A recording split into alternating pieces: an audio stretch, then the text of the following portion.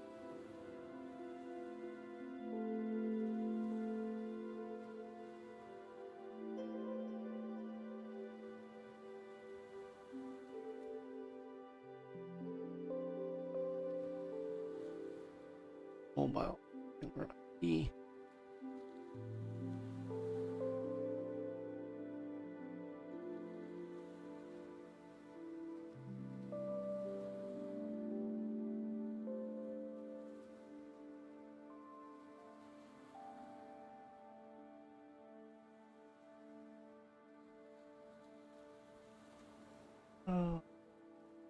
Brains fell out of my head.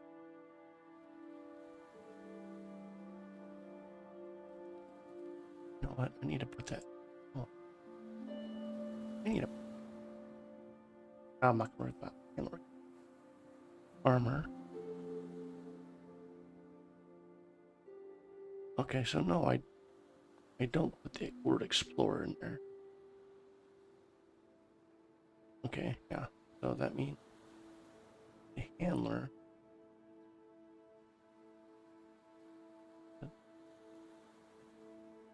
Right, handler. Okay. Oops. Grab me. Form the same thing on this.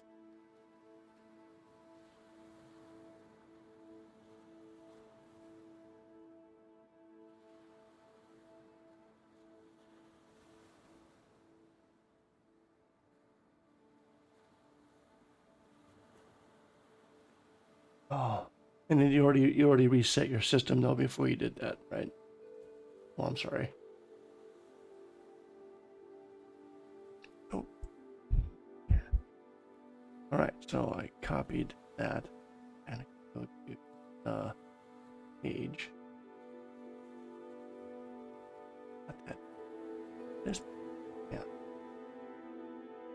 Code. All right, let's swap.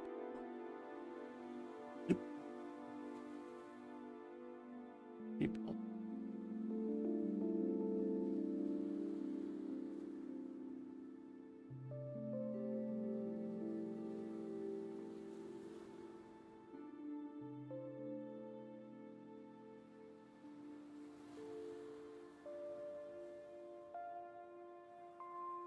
You can run some virus checking and things potentially on all of your computers. Make sure you're all okay that way.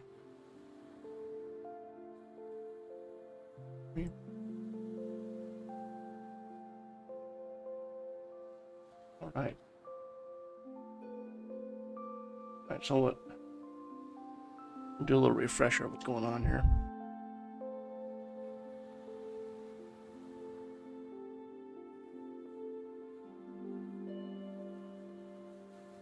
I need to learn to do this periodically through my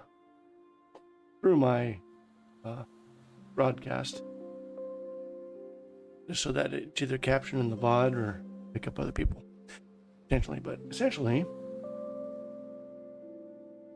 this is now without the additional stream graphics. I generally don't have the talking monster here or my goals. But yeah, so I've been doing, thanks to Mr. Evil here.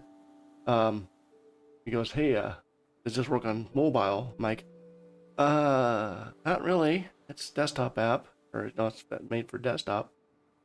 And then it got me thinking, like, I really need to make this game. It's going to be on the web browser. Why not just make it, fit on a phone? So I endeavored to go, okay, let's stop everything. And blind, flashbang. So let's stop everything. And I went ahead and got my all trusty MS Paint out.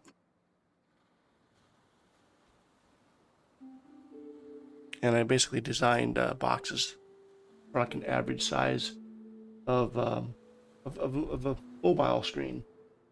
And then started piecing together mock-up. Okay, well, here's my screens. I gotta have them look like this type of structure. So made a new front screen and everything. So about a couple weeks later now. Yep, I appreciate that though. I like this much better. Yeah, it's in the center of the screen, but it's a simple game. So anyway, beginning of the game starts off basically saying, "Hey, I'm Alpha." Oh, I should probably give the full experience. Let's turn on desktop audio, turn off background music. activate the system. I need to turn the in-game music up. Moment, pretend you don't see anything. Bring this up to. Yeah, so I give credit to Mr. Kevin here. He's supplied all the music for the game, except for what you're listening to now. I actually composed this one. But all right, let's go back. If it's not too loud, let me know. Chat if it's too loud. Hopefully not. All right, so we start off with the game. We got intro music. Dungeon of Treptera. I was thinking about getting into getting into the Sprite, and modifying the image a little bit into a GIF or GIF, however you like to say it. Make it wave like fire. But right. You could also turn off the music up here. So this makes use of Howler. And the way the game works is I create an iframe, and I run the game inside the iframe. But then I have the code that runs the music in the page outside, and then I'm using inside of the browser broadcast channels to communicate, so I can have a lot of refreshing of screens and things like that. I don't lose state of the game sounds. Oh, that's supposed to start there. Supposed to start.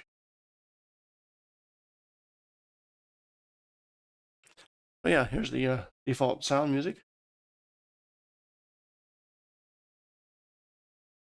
And then you have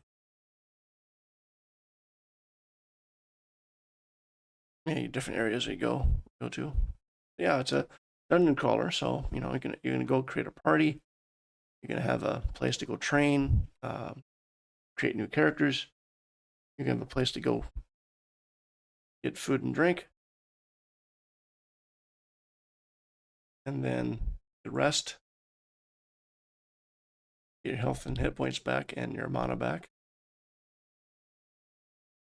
Food and drink right now is just something fun to do, but I will be attaching like boosts and other types of secrets depending on what kind of food you eat. Also, you could find certain kinds of delectables in the dungeon, bring them back. I'll cook up a meal for you. You could then get more things. At least that's the direction I want to go, somewhere in here. And then, which you just pick who's going to eat. You guys eat. Everything's in there.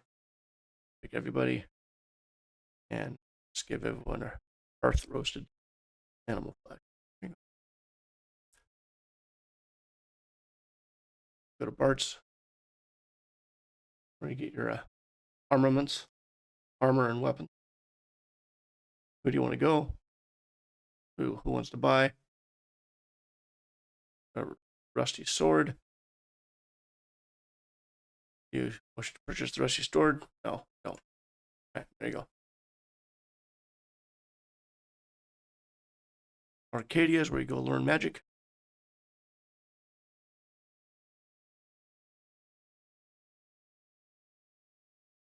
Spells are all learned. Red means they don't have any spells.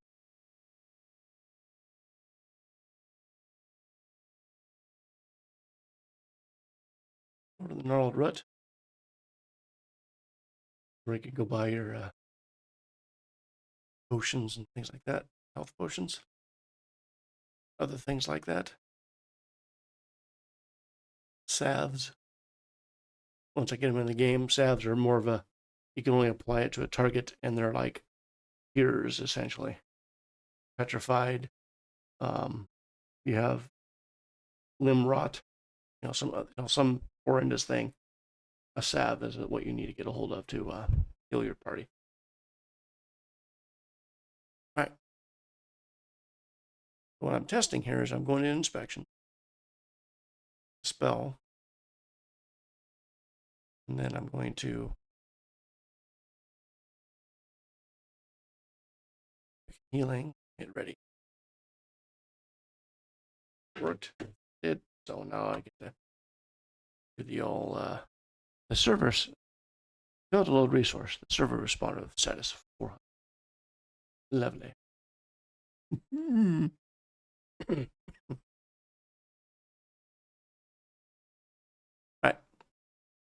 sad music for sad programming.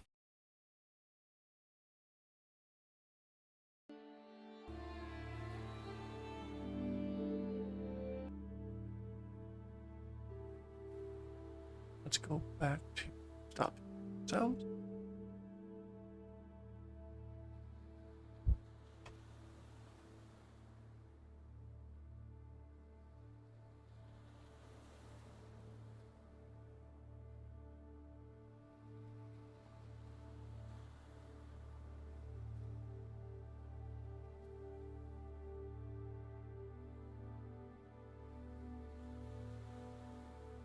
Right.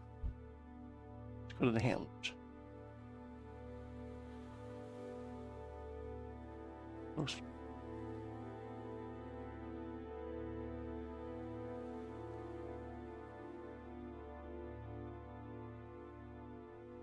Most.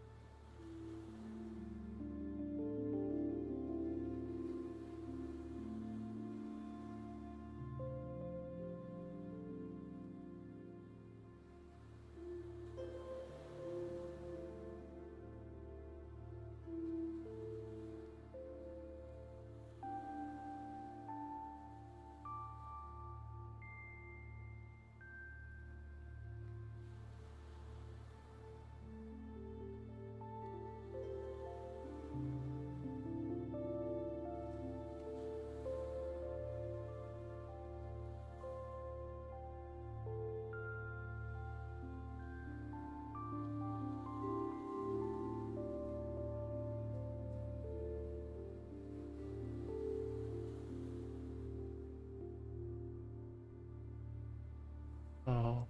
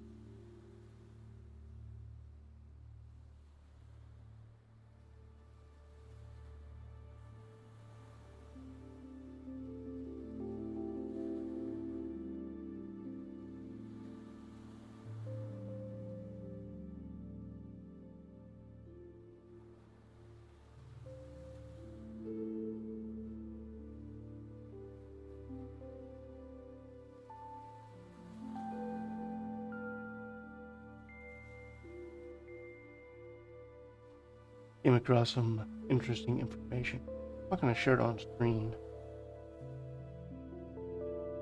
Unfortunate to do. Oh goodness. All right. Well. Okay. There are bad people in the world. Take care. Be safe.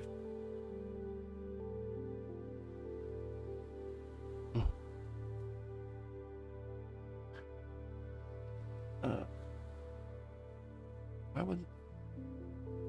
Totally forgotten how to do anything. Oh, you're welcome, Mabel. You have a good one if you're taking off. Appreciate that.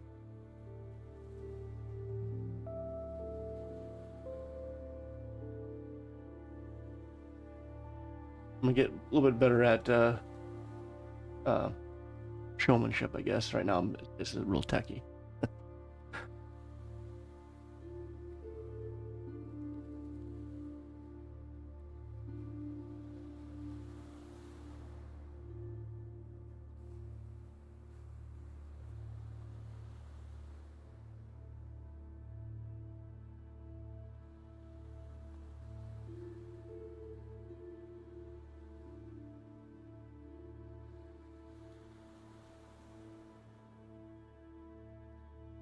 Yeah, I'm not so good on the advertising. Yeah, who is, right? Once I kind of get more formulated, probably once I want to decide maybe specific nights I want to stream, keep those constant. Maybe get a little bit more in control of these things. I got a couple of places I post, but I gotta get kind of. I think it's safe for me to talk about it in different forums without, I think it's okay to bring up, hey, I'm a streamer. I like to talk about programming, and continue to talk about programming, but then just say, but then actually post when I stream the details in the appropriate areas. But I just been kind of worried about, hey, I'm gonna talk about I stream this stuff.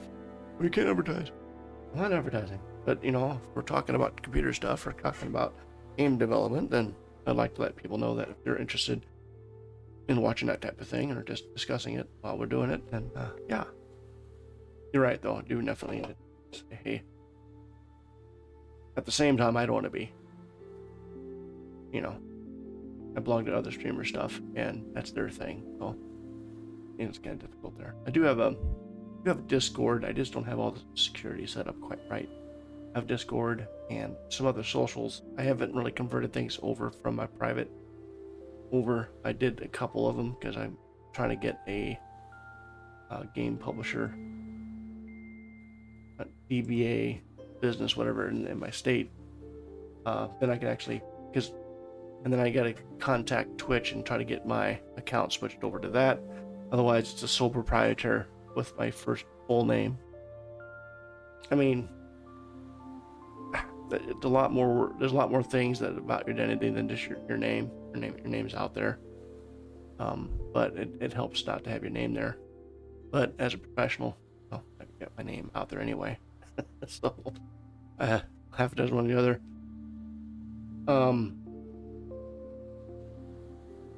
Yeah. So on Steam, I'm going to be first, middle, and last name. That's my company name, and I have a slot for a game paid for. So I need to get in contact with them. Hey, do I have to buy another slot, or can I just switch it over to my DBA?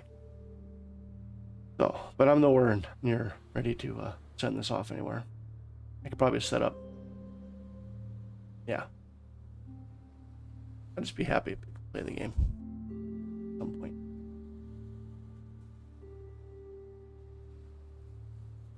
My brains have fallen onto the ground. So, essentially, you know what? I bet that's what's happening. So I need routing. Yeah, it's not coming back to my page. My server's really angry with me. And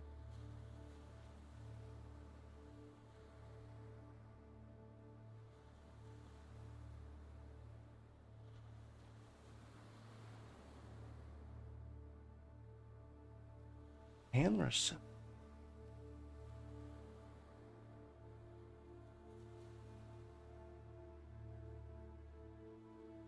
Oh no, I'm not ending the stream. I'm sorry. No. I was flipping through some news while I was looking at something. Oh, okay, so there are certain things going on in different internet circles that I'm in, and I don't agree with what's going on, but it's getting to the point where content is being generated by other streamers to the point where they're basically breaking the law.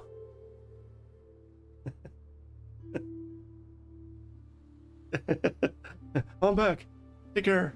No, what I meant is that, when you're on the internet and you have internet presence, just take care, make sure you're not doing stuff to, overly expose yourself, or, watch out to everything. And I pay attention, being a tiny streamer, but probably no one's ever going to notice. Not so much of an issue, but, as you get more streaming and you get more following and such, potentially, you always have to worry about bad actors and things like that. And I'm aware of bad acting going on, which sucks. And I hope it goes to an end of that. Oh yeah, there are a lot more that just, and unfortunately, like the streaming and stuff kind of breeds a certain kind of attitude or idealism that's counterintuitive to nice people, it seems. So because of that, but it's good to see efforts to bring evil, unscrupulous behavior to the light, type of thing. So anyway, I ran across that while I was looking for something, and then I had to stop and pause, recycle my thoughts. I'm not quite ready to completely discuss it, but yeah, I'm not. So I'm being very cryptic. I don't mean to be, but basically the whole point of it is just, make sure your online presence is good, and, you're not doing things to dox yourself or, things like that. But the other side of the flip point of that is it's the internet, and finding information is exactly what the internet's for. So it's not like I'm, which led into me talking about, I did sign up a Steam account. I have a partnership with Steam, put me $100 down for your first game. And I put my name as a sole proprietor, which basically means my full name. Artist known as, the full name, developer name. So once I, hear these things, hear these YouTube or Twitch advice on how to run a game or how to run your channel. Yeah, don't use your full name and all that. I'm like, well, it's not like the full name is really that much of a protection. I mean, it's a step. You gotta have a lot more. But yeah. I already shot myself in the foot. So all I was saying is I'm gonna have to get my what do you call it, account switched over to a DBA and things like that. But no, I'm still here. Let's see, I'll be here for a little bit. What I'm actually working on is I seem to forgot some fundamentals. Gotta do this. So this is .NET Core. It is a web service using Razor pages, certain kind of patterns. We have routing, which basically means a request comes into the server. It has to then figure out what component it's going to send the request to. Basically pick the piece of code to do the processing. And there's a structure to that called routes.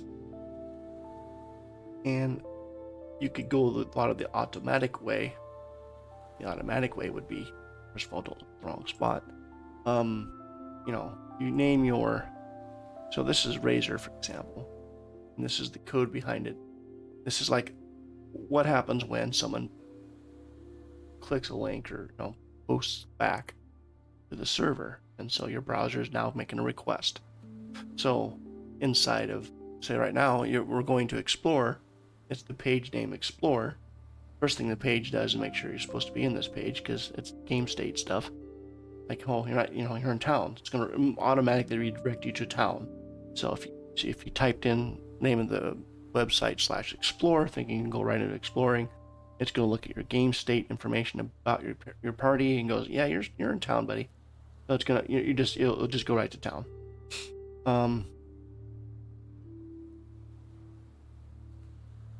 And as long as the server hasn't restarted, and if you left the dungeon, closed your browser, and then came back, since the game is still running, technically, it's going to go, oh yeah, you're still in the dungeon. So here you go, dungeon.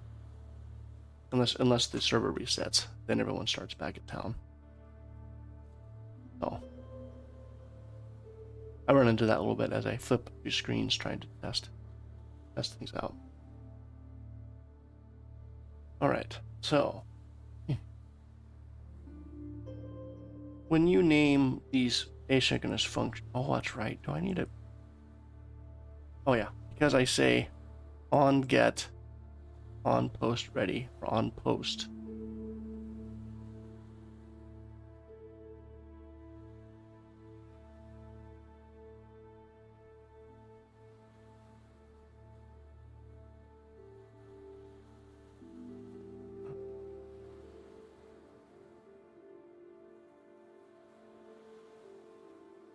Let's just see. Oh, that's gonna barf. Actually, no, I think they fixed it. That's interesting. Usually if I change the signature of the route near the whole thing, it says, no, I can't do that. Well, you know what? I bet it will anyway. Stop the program.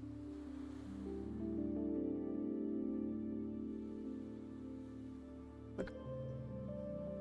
Here's the game actually running. Has it stopped? All right, now say file and run.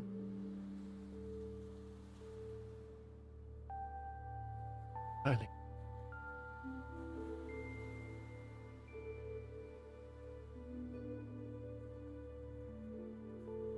Under the Treptera server loading. So this black box, this is the game.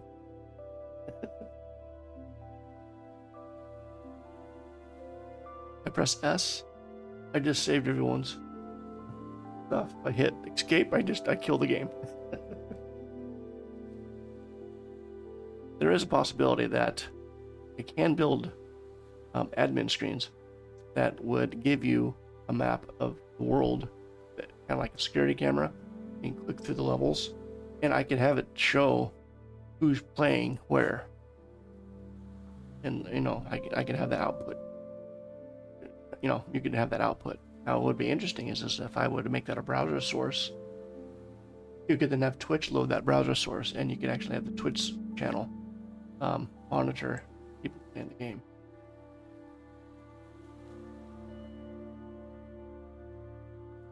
I'd rather make the game first.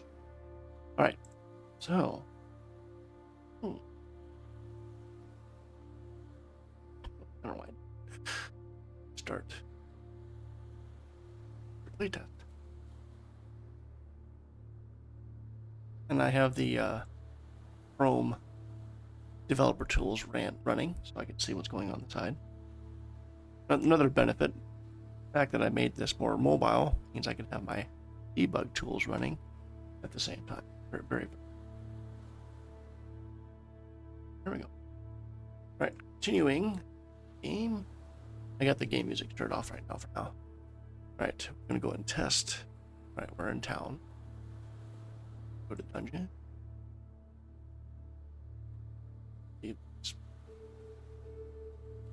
Got stuck in inspection. It's okay. All right, inspect. Click a spell, any spell. Grab a lesser heal. Some heal, though we don't need it. Hit ready and explode. All right. Routing is not. God. Totally forgot.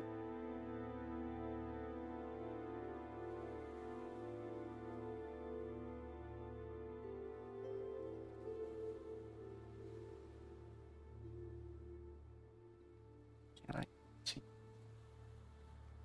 Route.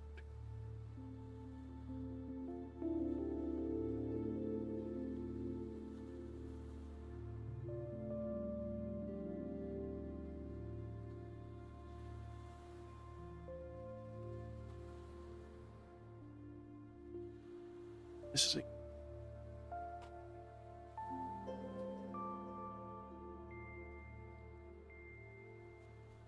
that's not say it yet.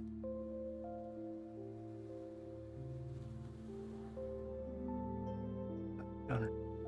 Close up. Okay. Lower.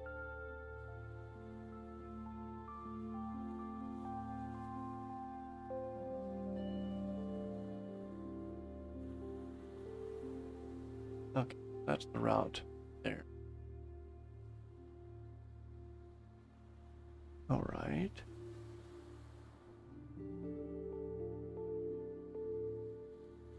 Because top of your handler on the razor page. Yep. Question mark, question mark.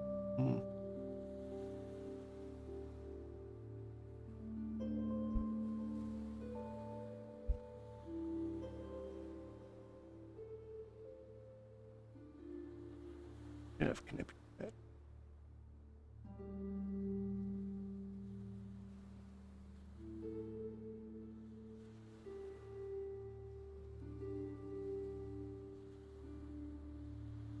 Go.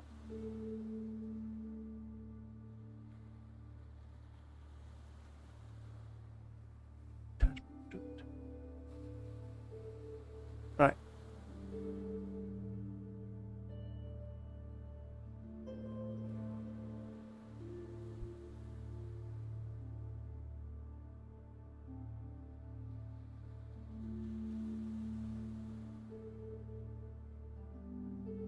Uncat. Right now we're going to root. True.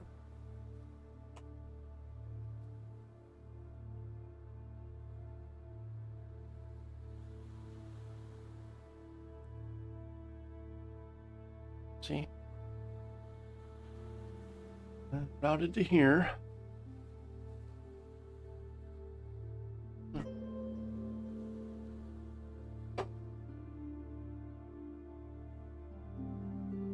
Two route values, enter an ID. Okay, so that's fine.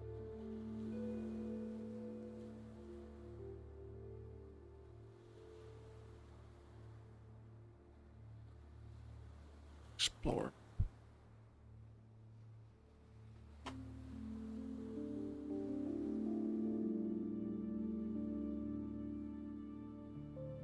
Okay, I gotta still scuffing it up here. If I don't switch the scenes back and forth, you have no idea what I'm doing. All right, now we're going to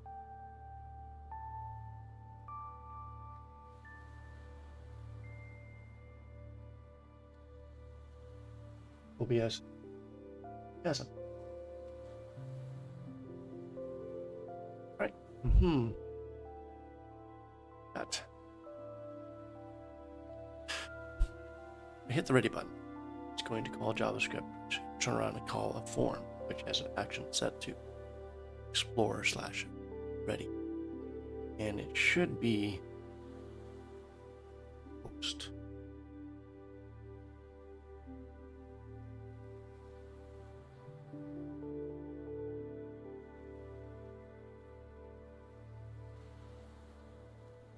Oh, let's see if we can handle upload. Usually, no, this version of the IDE did not like you having a hot reload on a signature change, especially on something like this, but I think a couple patches has fixed it. It's not complaining.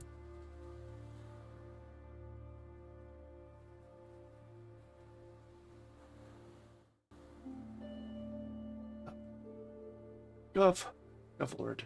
Alright. Fresh tools. Okay. Page now.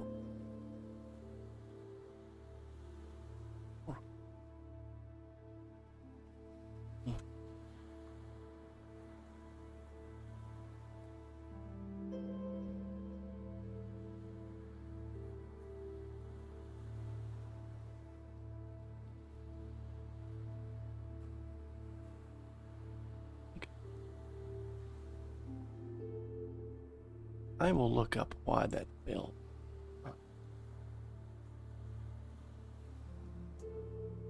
Go back to the way it was working. That's perfectly what we're going to do. We're going to go to the HTML section. Go into the form definition. We're not going to do an action. We'll go ahead and supply our own.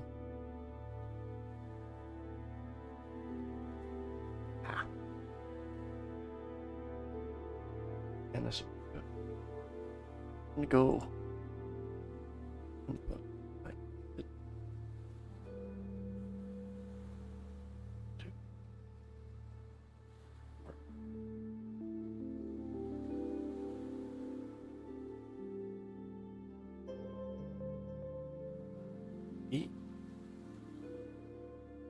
Normally I like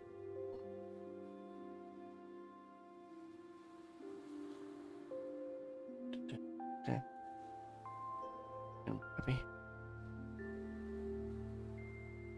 Right.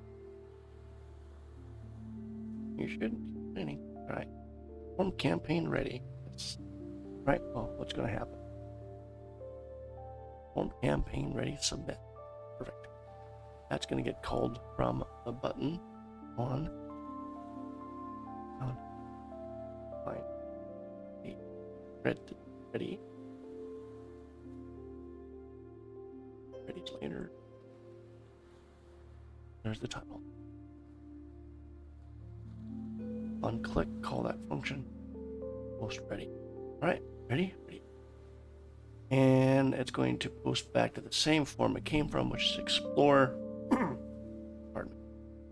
What I'm going to do is take name, a couple things.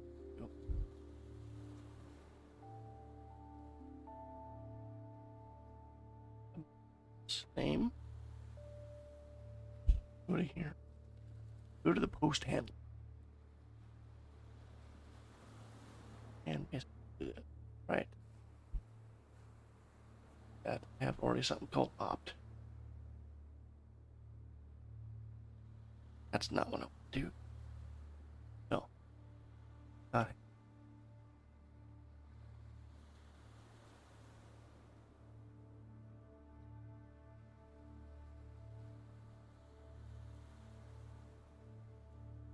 Yeah, you know, I'm messing up. I need to do the pattern. Here.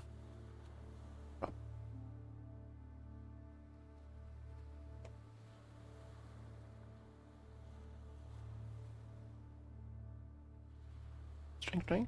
Oh. String.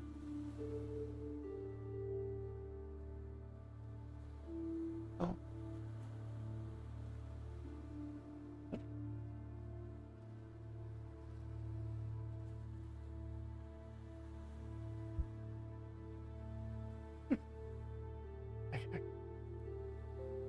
Okay. Yes, sir. We're ready. And go down to the on. I'm gonna take this guy, grab this out right there. Here we're gonna do a test. If explore ready equals 1. How about this? I'd rather do this one. String. No. Yeah. If not, string is empty or wait.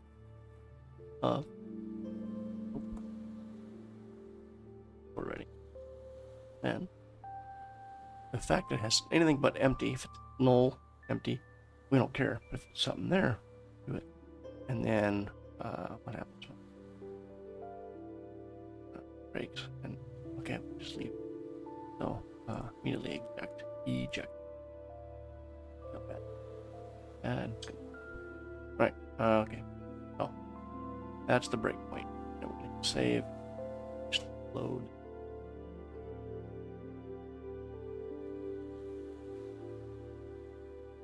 This will work. I was trying to not do it this way, and I forgot how to do routing. Detriment. That's fine. Okay, need to reset. Test. Refresh. page. Scroll down. Continue. Move into game explosions because this is exactly what I knew was going to happen. That's perfectly fine. We're going to hit stop. Kill the server.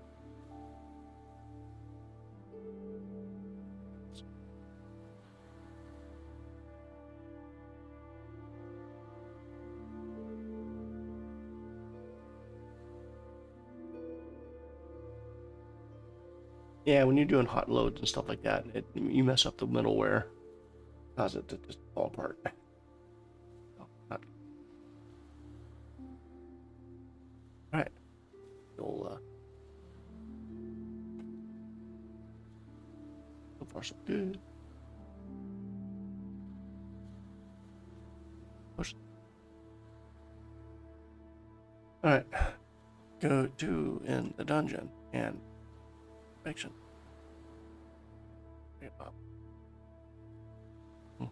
Okay, inspect. Ready.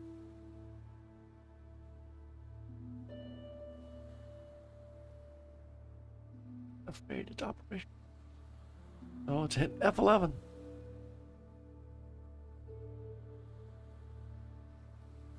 Not F11. I click inside there. Don't hit F11 while you're in OBS. That's something I did not intend. I wonder what. Alright, well, we went F11 inside E. Go inside of Explorer. We're going to advance around party action. Right. First thing we're going to do is get the maze lit. I hit F10 by accident. Okay. Oh, crap. I'll just hit.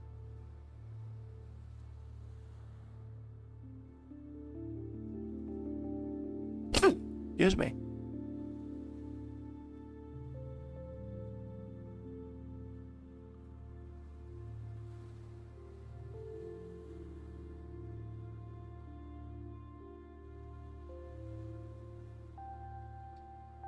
Unintended consequences here. Yeah, that was a sneeze. I hit the sneeze button in time.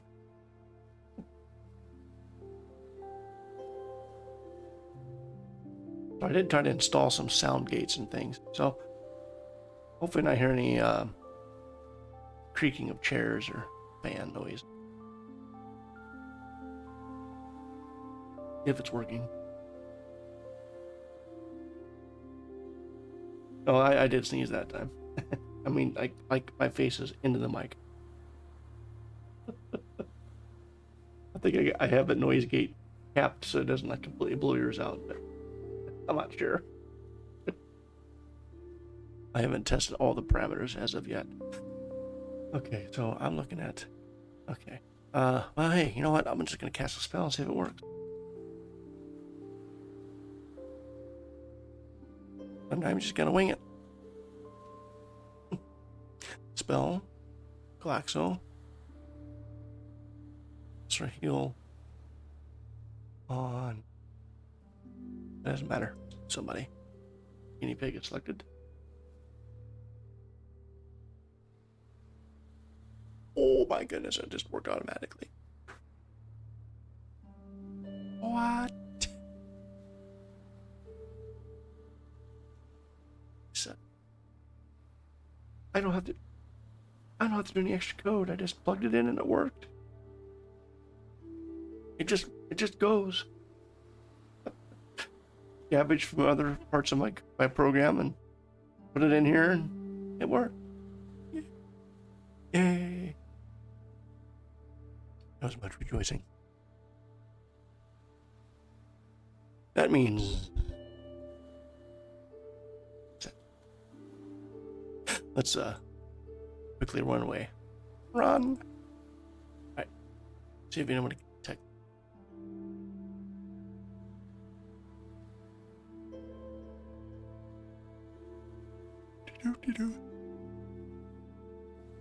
Or maybe boot up the so happened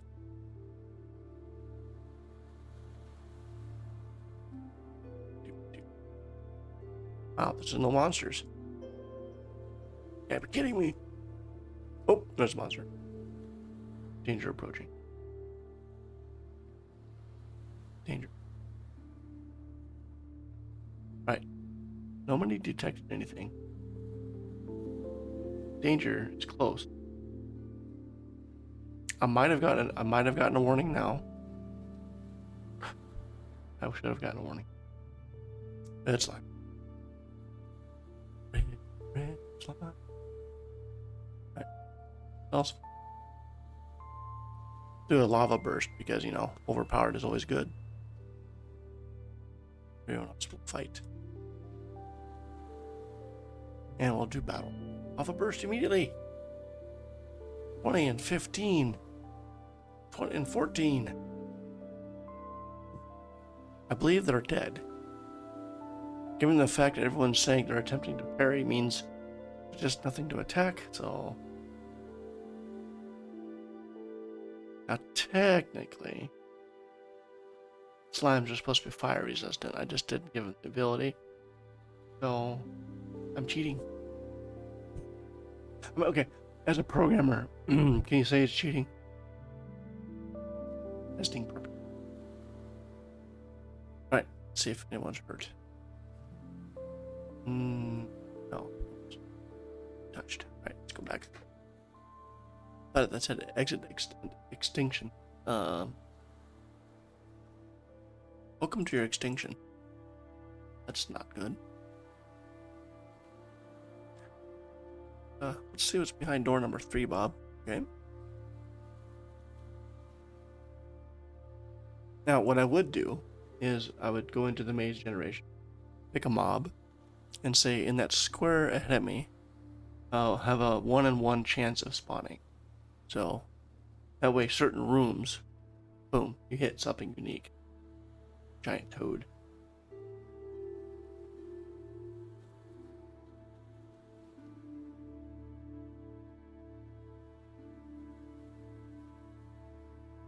Danger's coming. Danger again. Danger. Danger. Right. Inspect. Let's give a spell. Relax.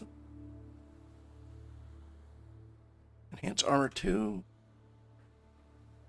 Stereo is going to cast strengthen on Frederick, and Wizard is going to cast strengthen on Heckham.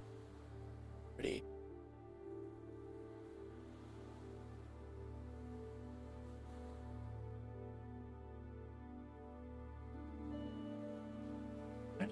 Just one person. Good. Wizard cast strengthen. Yeah. Interesting. Not working like I expected to work. It did work, it just didn't get reported. Look at that. But let's just exit. Now if I move. Oh no, now I'm gonna go in a wave of foreboding. This is a special message. If you get this message, that means the very next move is an attack.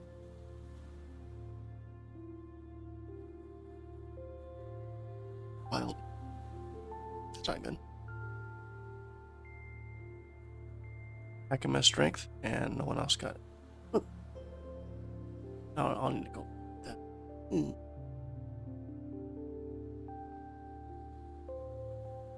Let's do a spell. No, battle again. I'm gonna have to hide the battle button. I don't know. I mean, I do like getting the message. You trying to get a spell? Forgot which one to cast. Spell not selected. You have performed at derp. Congratulations. Right. Spell. Castage. Don't hit battle. Lava burst. Why not? You just do a fireball too. You do a hold.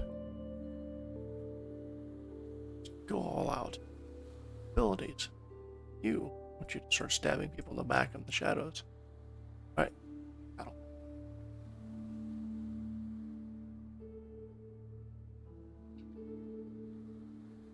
Fumbled the rapier, still stabbed him in a vital area. Tripped and stabbed person. Dead. Crazy man's held. Uh-oh. Sarah no longer a shadow attacking. So let's look at crazy.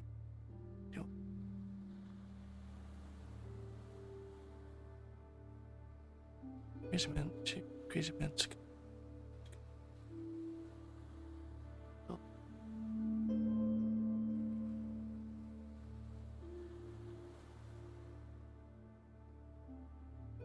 What this doesn't record is total misses. If you just didn't missed them completely.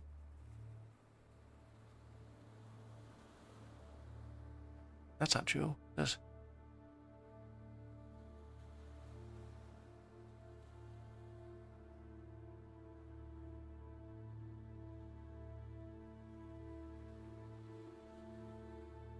okay. So the fact that Sarah's no longer shadow attacking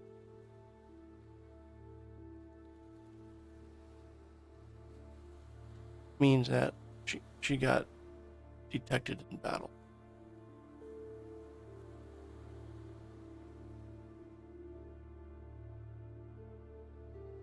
I thought I'd get more information.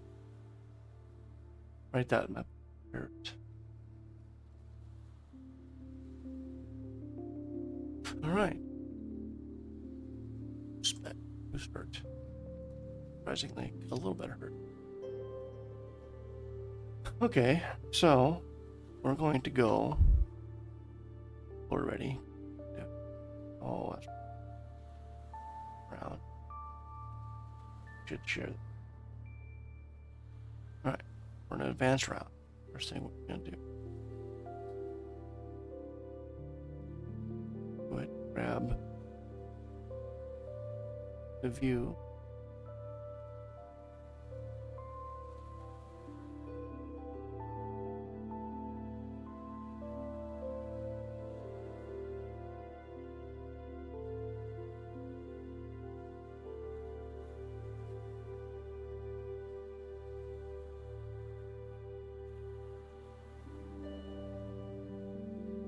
Yes, explore.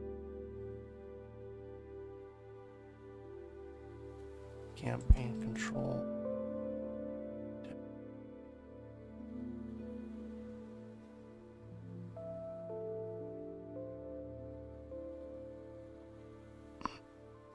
Oh. Oh. Right, if I go back.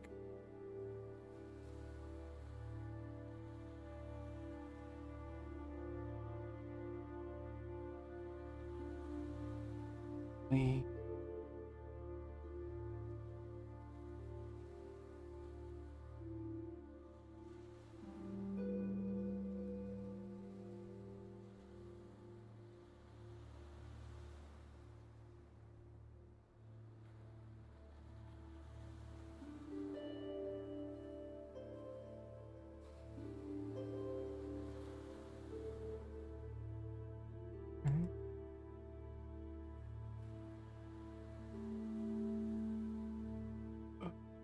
right, so this okay.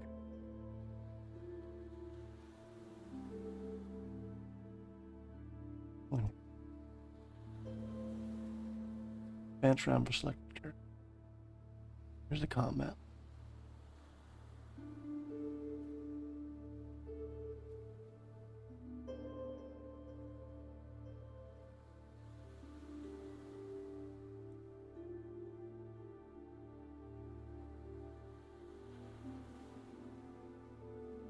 Oh.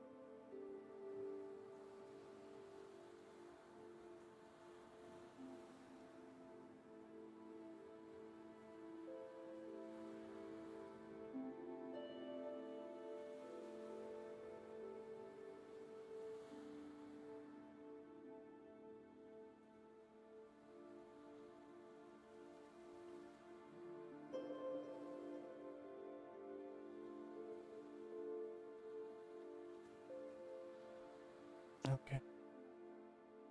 Alright, so what I have is campaign commands, which are similar to combat commands.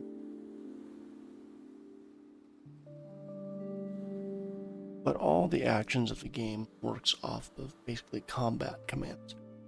So what I do is I convert the campaign command into combat commands for the sole purposes of executing or running the abilities in order of your group.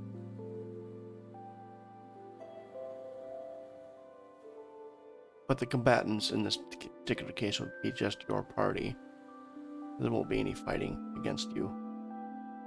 And the targets you're going to be casting is all going to be beneficial. But I need to convert the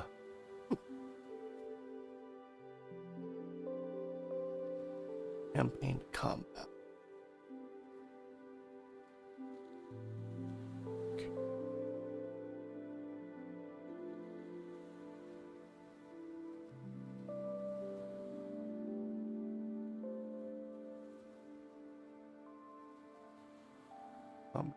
Everybody.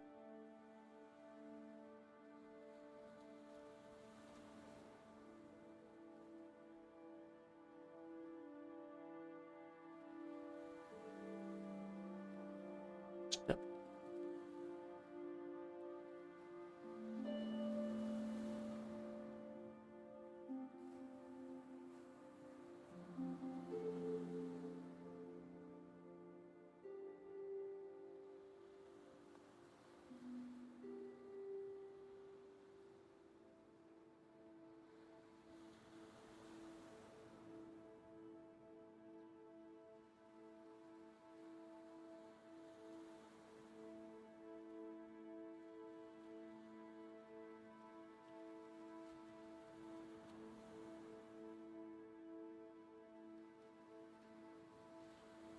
That's right.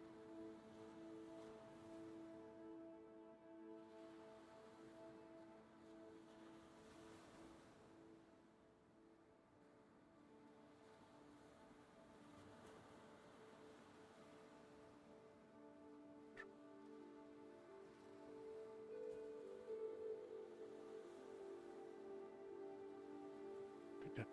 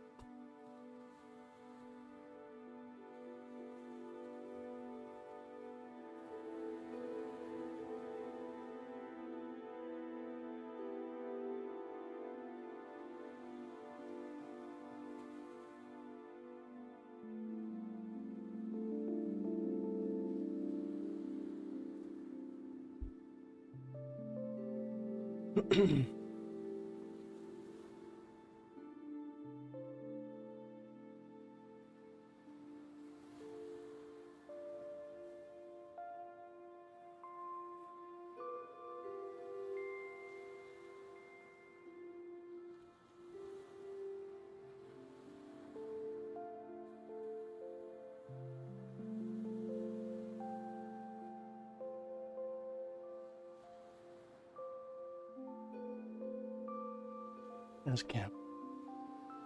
Alright, let's go figure out what this food.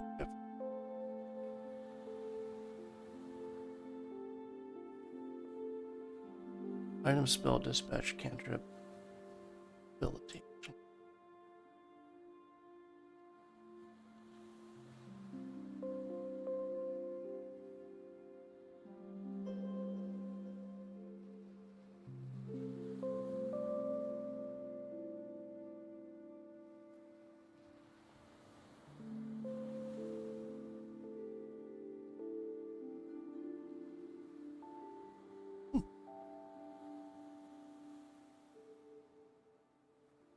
Well, item. I think that's cut.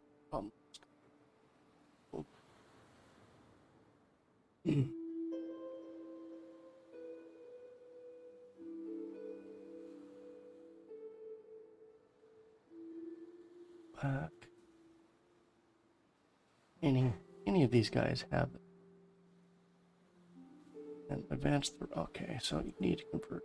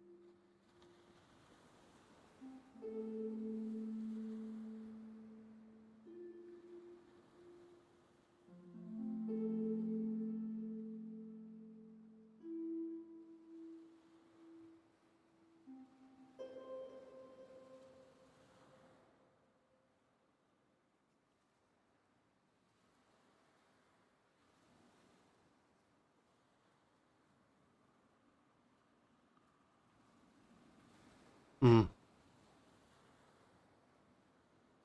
I don't know if I like. I don't know if I like this dual system for campaign and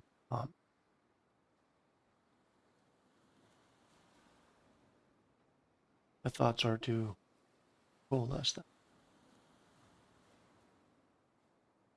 Use a different set of flags. Determine state as to are you in battle? Are you out of battle? I mean, are you doing something out of combat? Exploration mode, or are you in encounter mode?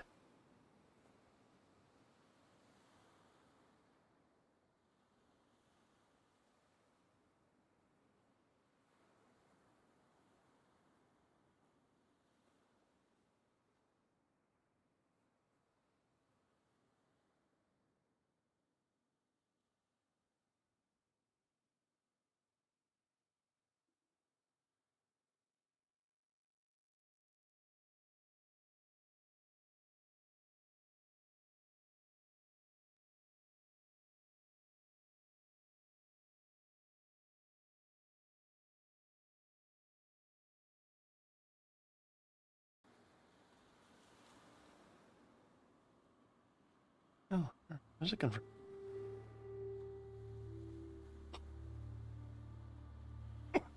Wait a second. Okay.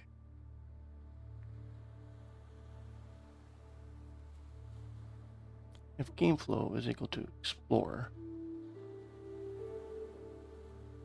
then we're going to convert campaign command over to the appropriate, or we maintain it. Okay, so why didn't it work? All right.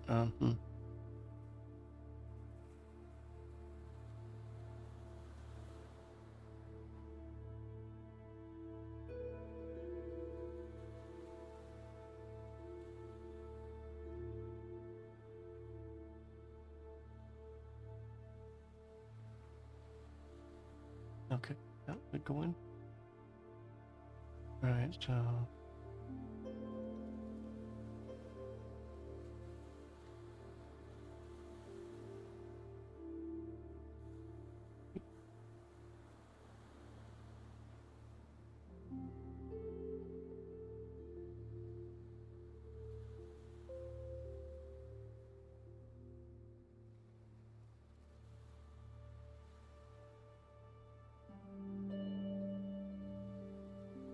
ability here. If you hit ability at this point, that means that it wasn't processed and you actually don't have the ability. Like, ability. Somehow you got selected. So it basically says you can't do that. Self-heal. Because up here in the code, it actually deals with having ability here.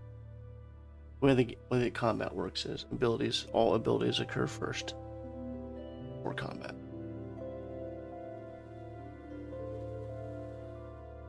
Abilities don't necessarily cause damage right away. And I suppose it could.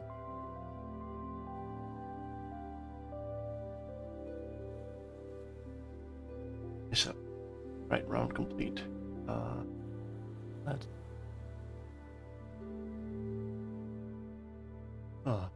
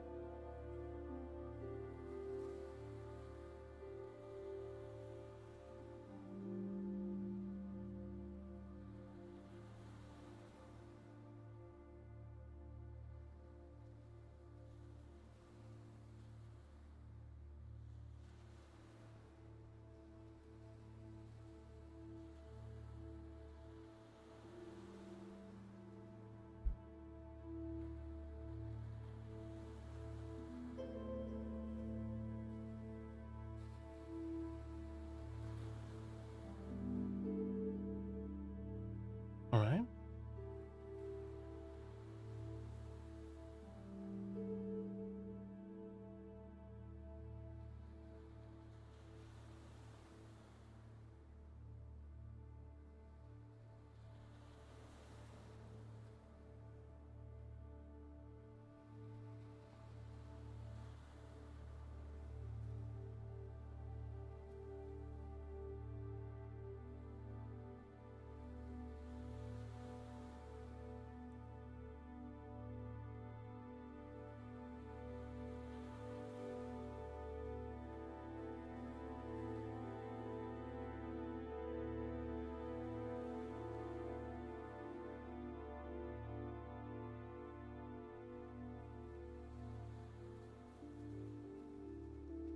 Spell, heal,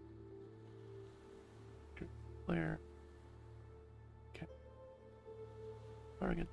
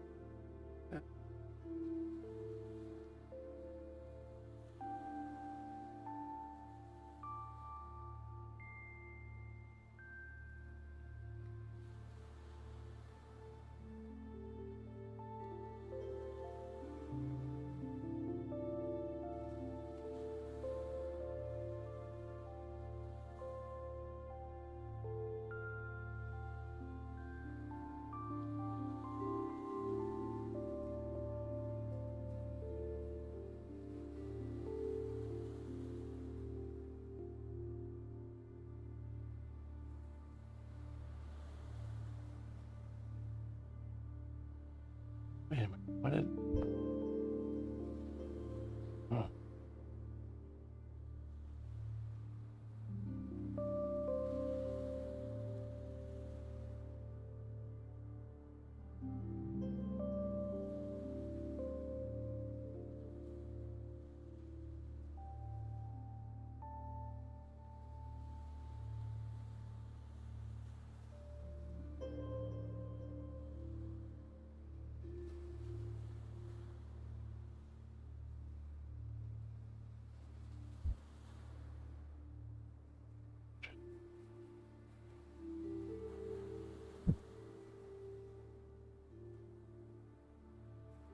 Andrew.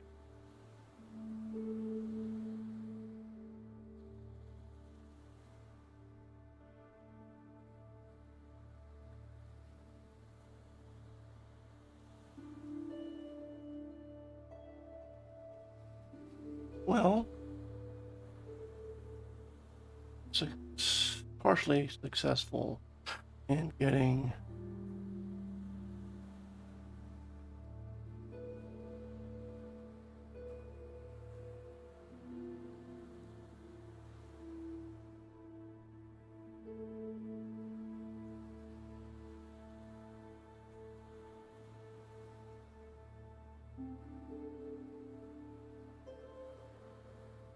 partially successful in getting campaign commands to work. Not all of them. On it.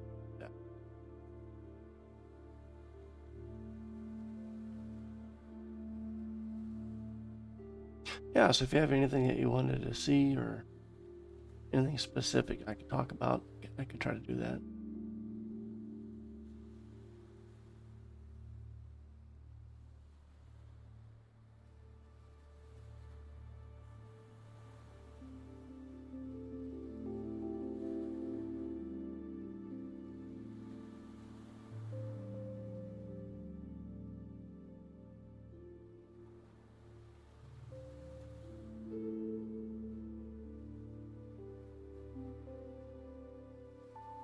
This is elf meditation.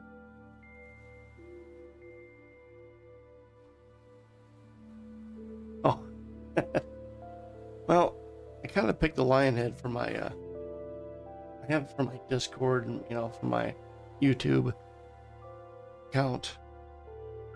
And I was thinking about changing my, I think I changed my, switched over to that account, to that lion head. Maybe I should keep it as a woolly slime. I don't know. Kind of oscillate back and forth. I think he's pretty cool, so I like to keep him there, I guess.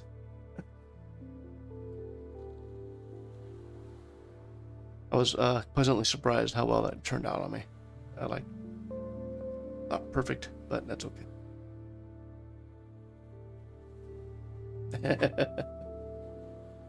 Looking for followers. Scaring him away. Well, it's better than that orb of wailing souls. I should put that on there.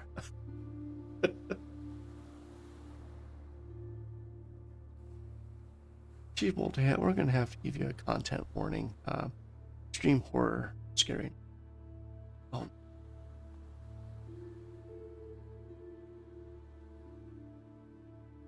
Salamander.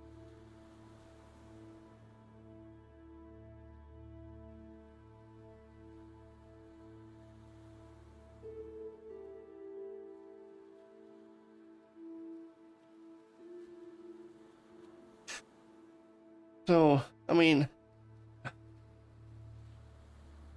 most of these things are just, they have special abilities.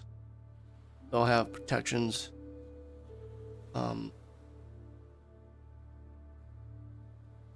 I may, for boss fights, you might have to cast certain kinds of spells in order. You gotta kind of figure out which ones you gotta do. They're just gonna have abilities. And you'll need to do things to counter those abilities or be prepared to counter them when you're fighting.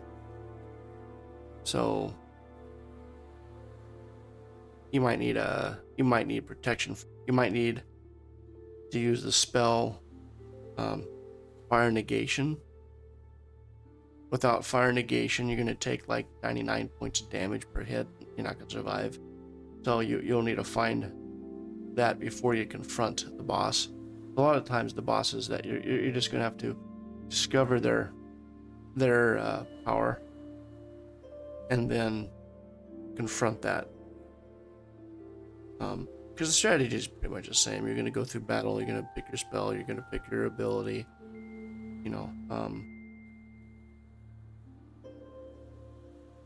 Who can silence who first? A lot more hit points. Some of them might have the ability to summon up other monsters and then they'll parry while the other monsters will fight.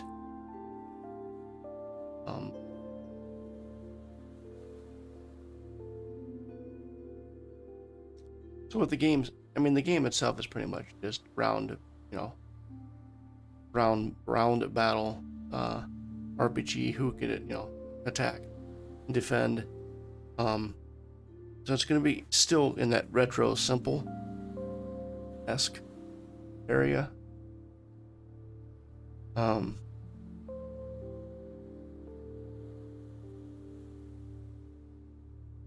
Yeah.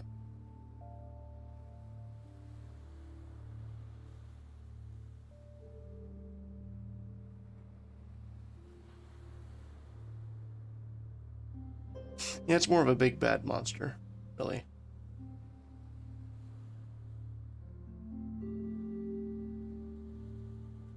I mean, they can have special attack abilities and stuff, but... And you might only find them in a particular area.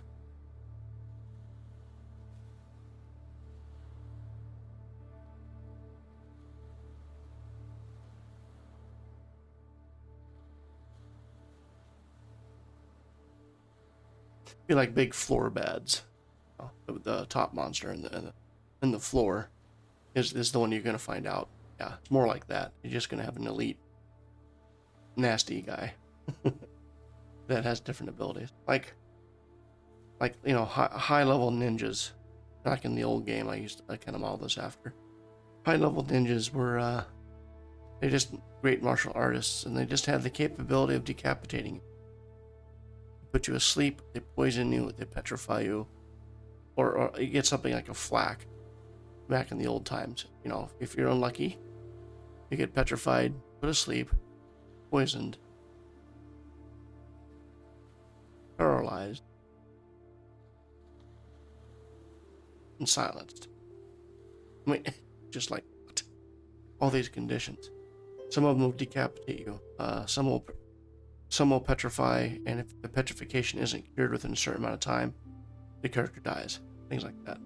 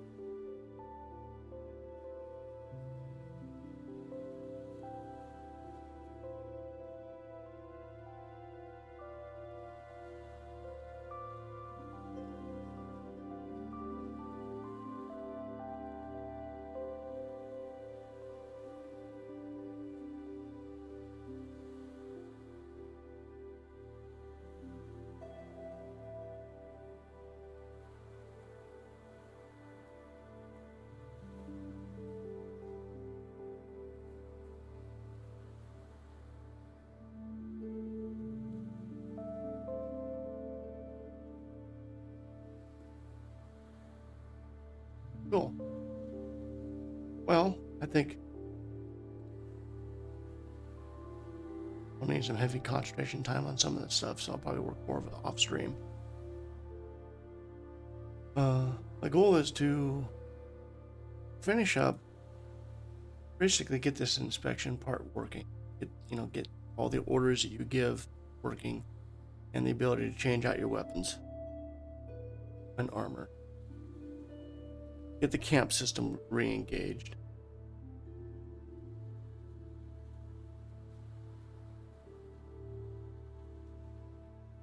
And then there's kind of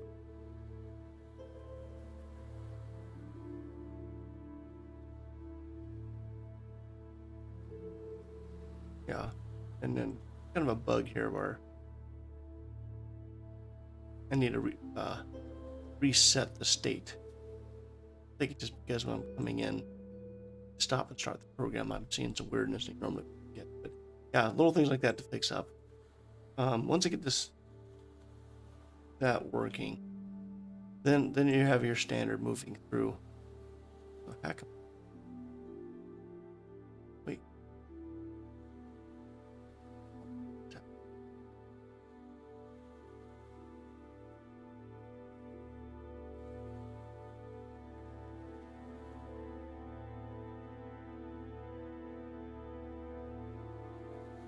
Then you start sitting down and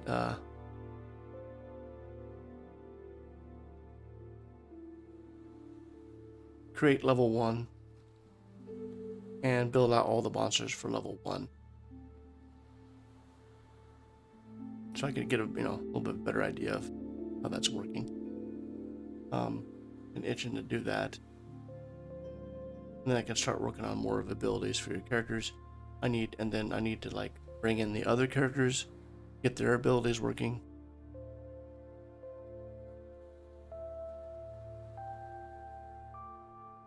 We need to reintroduce random maze hazards that occur, treasure, traps.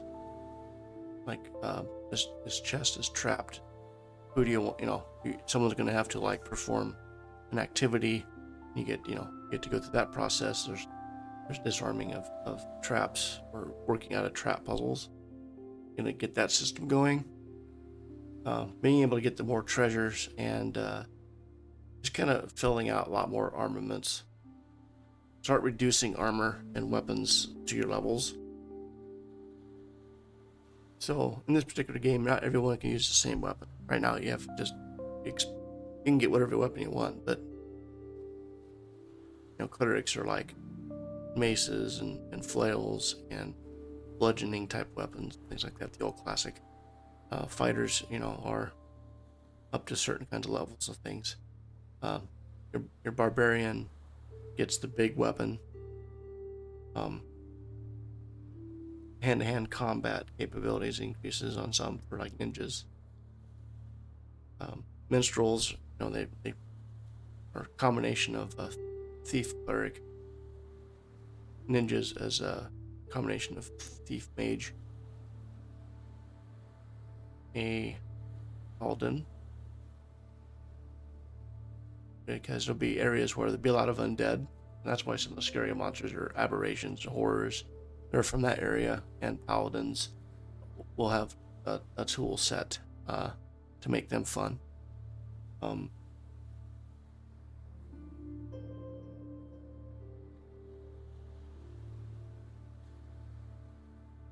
then mechanic-wise, I need to get the guild hall built more into the structure so that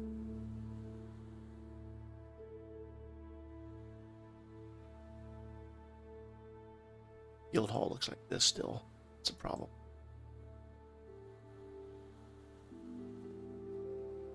Work this out. Make it a little more intuitive. I may change out character generation altogether. I may give you hiring tickets, and then you just create what you want to create instead of them coming. I don't know. I kind of like the idea they show up. You don't always get what you want. They show up. You could, like this thief down here.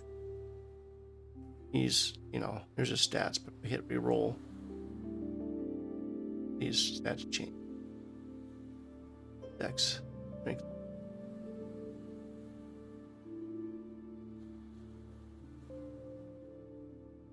We got a dex of 18, but we have a intelligence, charisma. So great. That's pretty basic there. Copies, he's a great thief. He's nothing else. Strength is an 8. Dex is 17, 9, 8, 7. A little slightly below average there. Oh, this guy's ice cream.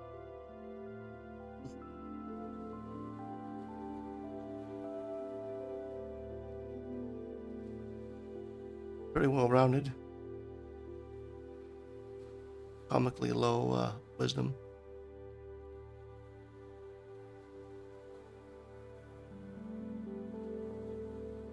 This is really random. I think so. I'm in yellow range. I'm running out of luck.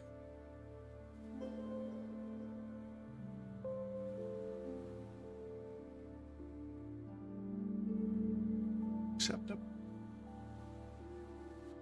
So he goes into the guild roster.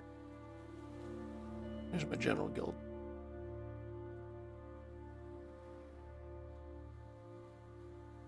These are standby characters. You grab them up into other parties.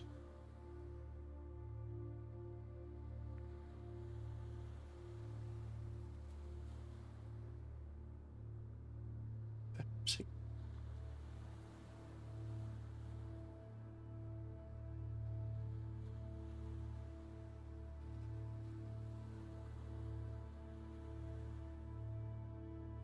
They're not going to make the editing of information about your party a little easier, a little more. All reserved parties.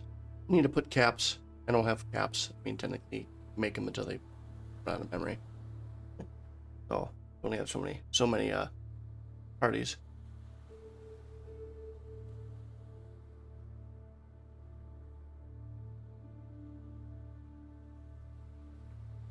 So yeah, once I get that screen done, I can really start going pretty heavy into creation of the balancing, more, just start doing more spells and things like that.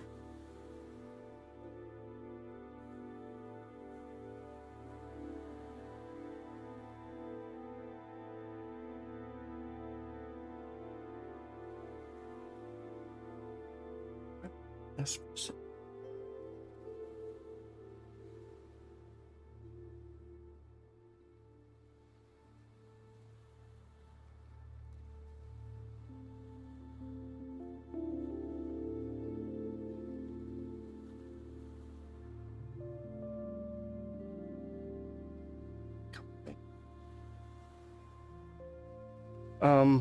Yeah, so what I'm probably gonna do is I'm gonna probably take what I got right now, get it compiled up, and I'm gonna deliver it into my website. So,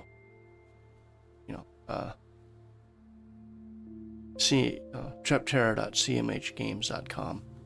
You can actually play the game on your phone, hopefully. So yeah, I'll get that going and I'll advertise that and see if you want to run with it, mess around with it, type of thing. Give an option to get in there a little bit. Wanted to. Others as well. And yeah, we'll do something like that. Yeah, there's some stuff to work on. Definitely.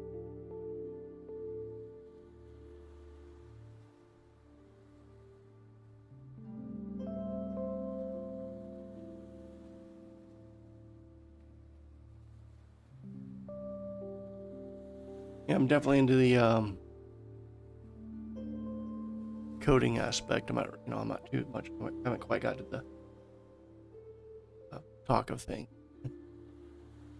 Such. I need to maybe explain more what's in my head as I do stuff. So right now I'm waffling in between website design and then functionality of the game. I'm having to combat making it work on the website, and then I gotta make it logically work in the game once the website has collected the information to do something with it.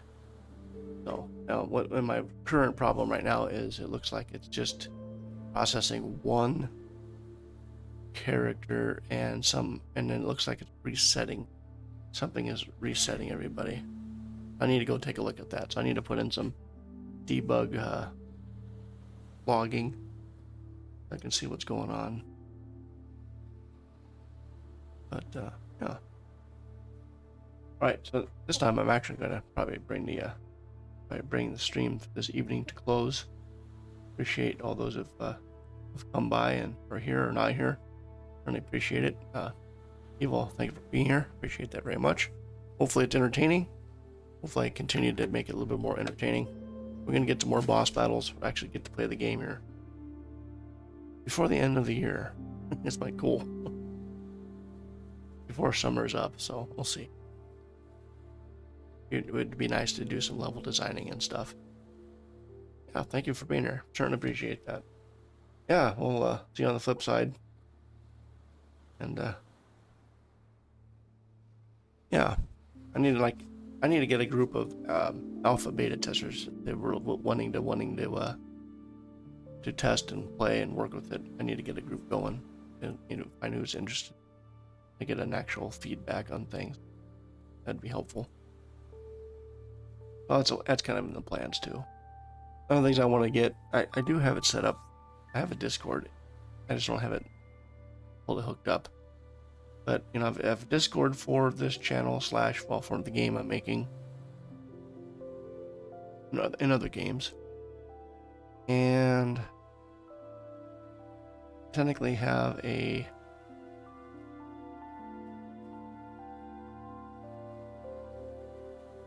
X. I'm on Blue Sky too. But really don't touch those at all. I do have technically a YouTube channel, and I put the VODs over.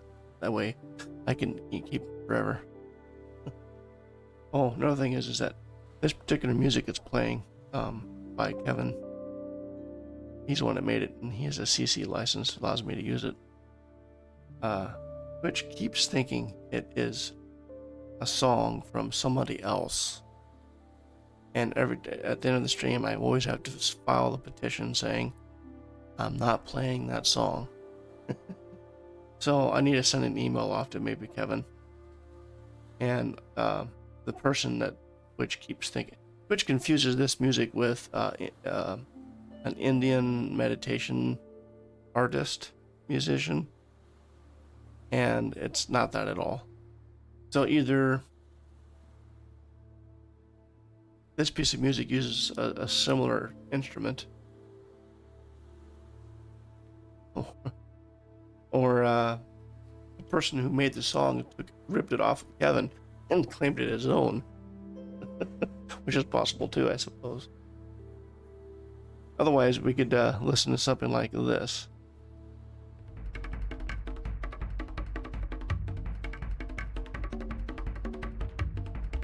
I mean, the whole stream of this going to get the blood going. High energy, caffeine, fully caffeinated.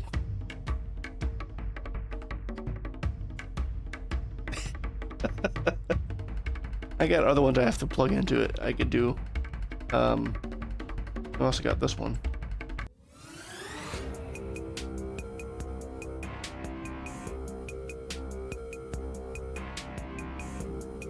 Although some of this stuff is kind of nice for some boss battles. Now this actually, yeah, this one's called Tyrant.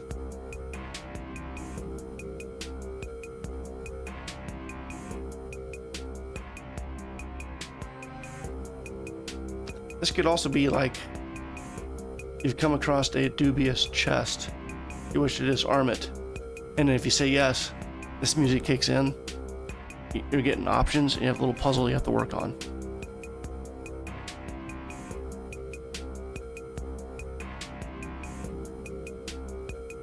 I think I would like it for that one, yeah. And then this one, of course, you might have heard before, but this is actually a boss battle music.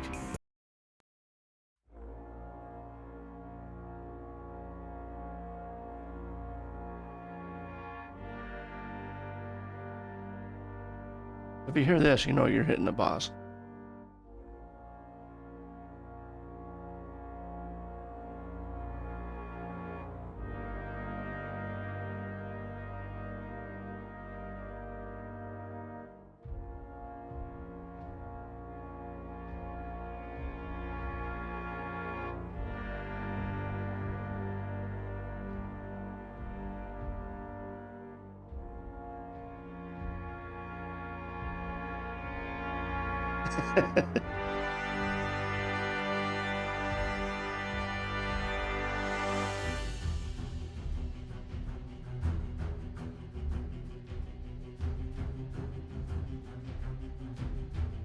Yo,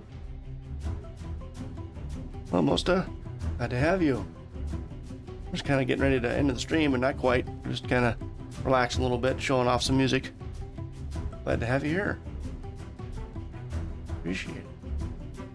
This is my starting screen. So I use Kevin MacLeod. He has a great library of music. Well, not quite. I'm getting kind of close. In the you know, kind of brain dead a little bit from programming. I'll show you my game. If you don't mind, stick around a little bit. I'll do that for sure. So this piece of music would be a boss battle music later in the game.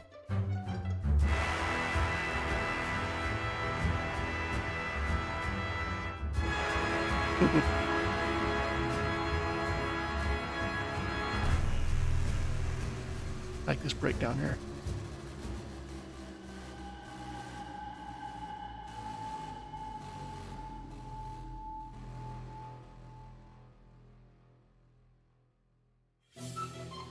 Awesome.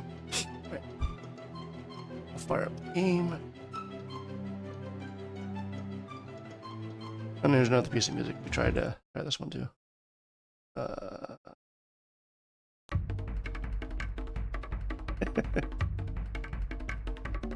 get the old exercise going. Right. I'll switch back over to dev. Gonna get some things set up.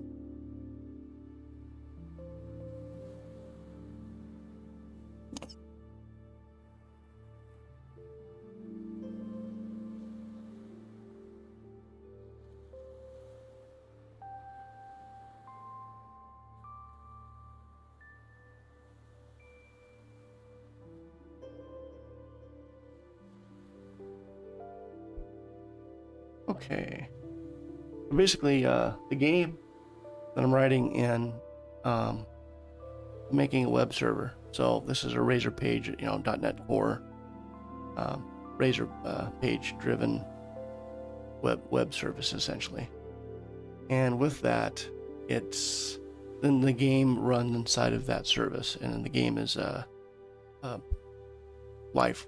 The game engine itself is a lifelong thing. That's all custom code. The game itself is a retro dungeon RPG. So it's very similar to the old Wizardry games, if you ever played really old games of that nature. Kind of the grandfather of all these dungeon crawl RPGs. I really liked it when I was young. Always wanted to make a game like it, and so now here we go finally. So it's real simplistic. I mean, it's not super. It doesn't use like physics engine like that. It's just programmer art and putting it in a form that makes it look like a game, essentially. So first of all, you got to build the website, and you got to build all the intricacies of doing a website, and then you turn around and collect the information that's coming off the website to your game engine. It makes the decisions, and then it goes back to the layer to display it, right? So then, I'll be working with the JavaScript and the HTML and using some things like Howler for the music, and then and it's really just to deliver the graphics and keep the pages make the game work. It's the engine that does it for now. So the game doesn't really run in your browser. It uses a browser to see the game, but it's all running, and it's turn-based type of thing. So we'll get to starting the game. So essentially, I'll switch the audio over to desktop. Okay, so here's the playtime. I'm gonna turn off some of my graphics. I'll leave those on. Basically, what I've done is I've converted the game more into a web or a mobile friendly format. It's going to be in the middle of the screen, but on your mobile portrait, it's going to be the whole screen. And, you just put your browser to it. Hopefully, it'll fit most of your browsers today. And then later on, I might make it more reactive if you're on a desktop. But I think I like this simplistic center of the screen thing anyway, so probably just keep with it. I'm in the middle of converting it over into this format and rebuilding the screens.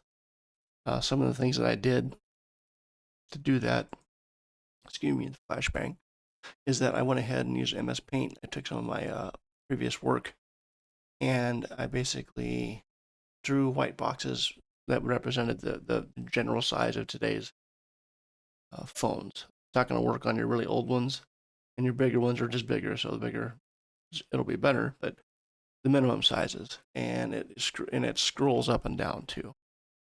And then things I had drag and drop obviously needed to be converted with a touch once and then touch somewhere else, because drag and drop doesn't necessarily work very well at all on touchscreen. So I had to change some of that functionality. So drag and drop works on the computer, but touch will also work. Yeah, hopefully it works.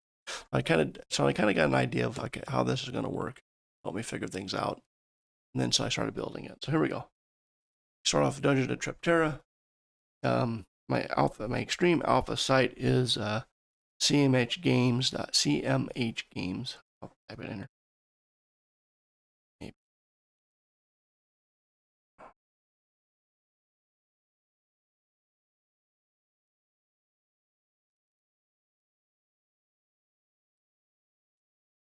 That's the website. Now, it may or may not work. I mean, I'm constantly bringing it up and down. It's incredible alpha. You're going to find bugs. You're going to find different things, but you got to give a feel for it a little bit. And I'll be continuously updating that. But beyond that, Yeah, so this is just your load screen saying, hey, it's alpha type of thing. Here's the game. Little intro music. I got my my front page. I'm trying to form a game. I'm trying to form my DBA as a CMH Games, computer games. Oh, no problem. Well, if you still got a little time, I'll quickly go and I'll give you a quick 10-second version of this game.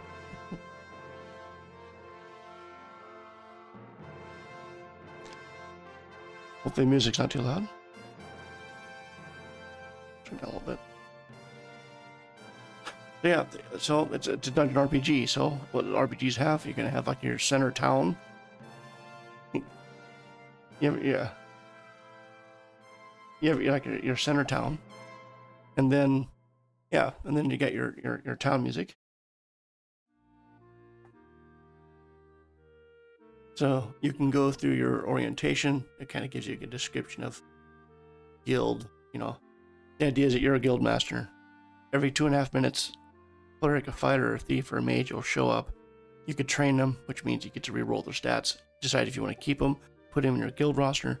Later on, you select up to 6 of these characters to create your party.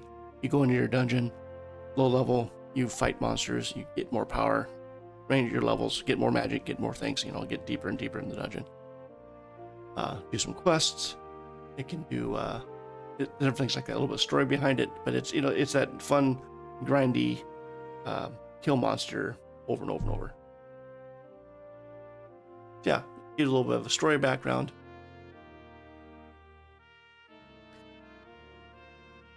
Go to Adventures Hall to kind of basically describe, tongue-in-cheek a little bit, basically how to play the game. You know, it gives you, if you have a party already available, here's your party.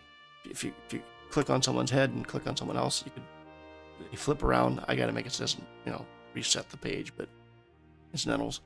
So you have a party order. You need to look at their stats. You just click on stats. Yeah, kind of. Yep, power. Yep. Here's your stats right now. These guys are 13. Here's your strength, dex, con, and intelligence levels. What weapons we're currently using. Kind of give an example. They have there.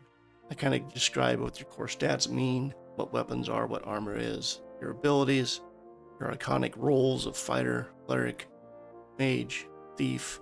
Then later on, you're going to learn or figure out to get sages, wizards, minstrels, ninjas, and paladins, and wilders. So you have kind of your secondary, your specialized classes. You play the game with the first 4 just fine. Specialized classes just give a little more oomph, allows you to do a little more fun things.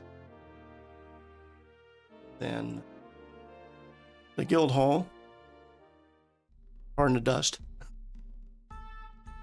So this is where you get your, you know, you go in, you train up your characters. You're not going to be sliding through all this stuff. I'm going to redesign all this to fit the rest of the pages. Yeah, you have your guild roster, and then you can have multiple parties. You can pick who your party is, give them a name. It's random if they're male or female. You know, just character. As you can do that, you could then create your party. You have multiple parties you could run one at a time. Then once you have that, that's the guild hall. The boar's snout is where you go get food. Nice little music. So you get rest and recovery. You could like pick a night or a day or a week or a month. Nice comfy music. There we go. We slept. That's what happened. I got 44 heal. Wow, hurt. Yeah, get your heal back and then get your magic back. Go to food and drink if you want to. Just pick who's eating what. Pick these 3 guys, and I want to give them hearth roasted animal flesh.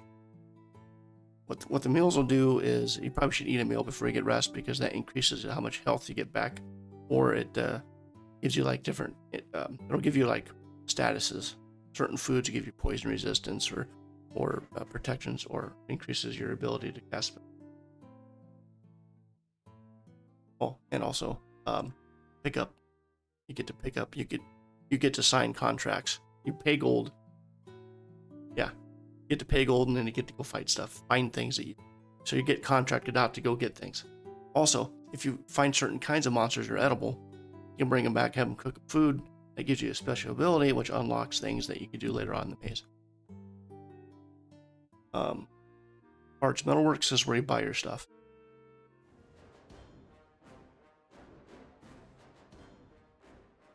So then you go in, there's a Frederick the Fighter, have weapons, and it tells you, okay, you got this one equipped, this is what's in your inventory, here's what you can buy. A little bit of tongue-in-cheek stuff like the Great Club, a generic, rather large version of the Standard Club, and the Standard Club is standard issue, not into dancing, but you know, it's a club. A light hammer does not actually forge light, less weighty cousin of the hammer. Yeah, I'm gonna have a lot more weapons, a lot more things like that. Yeah, like the sickle is the local lord conscripted farmer approved, good for harvesting fleshy bits. So they basically cost various amounts of gold and stuff like that. Same thing for armor. Get your fine. Now they're wearing full plate because hey, why not? You got your full plate, your hide, your ring mail. I'm gonna have all different kinds of more armor coming in though. Can't wear magic robes as a fighter. I mean, come on. I can't wear magic. Or you could sell your equipment. I don't need that anymore. No. Yeah, and you just individually go through and you get your armors and weapon or sell your equipment. For the magic users, you go to Arcadia and you purchase your spell tomes. And then the higher levels you get more spells. So that's how you get more spells. If you find certain kind of ancient manuscripts, you bring them here. Chain Keeney. Yeah. So you end up having things like that. So you end up in the game you'll find things to bring in here that'll unlock more powerful spells. Or very specific spells. When you learn a spell, there's a chance that they bought it, they read it, they don't understand it. You gotta sit here and either research it again, or just by every time you go to the inn and sleep, or you have an epiphany while you're out there in battle, suddenly go, oh, I can do fireball. So that type. Yeah, and then last thing, you go to the gnarled root. This is where you get your deworming kits. I don't know why you would need those, but just in case. But yeah, you'd go in here, and this is where you buy potions. Wizards would buy potions in vials. Vials are like your magical hand grenades. Glaxo, or as he's a cleric, so yeah, potions or salves. You know, salves would help with different kinds of diseases and things like that. I have a whole different kinds of items that you can get at the gnarled root. And then finally, you got the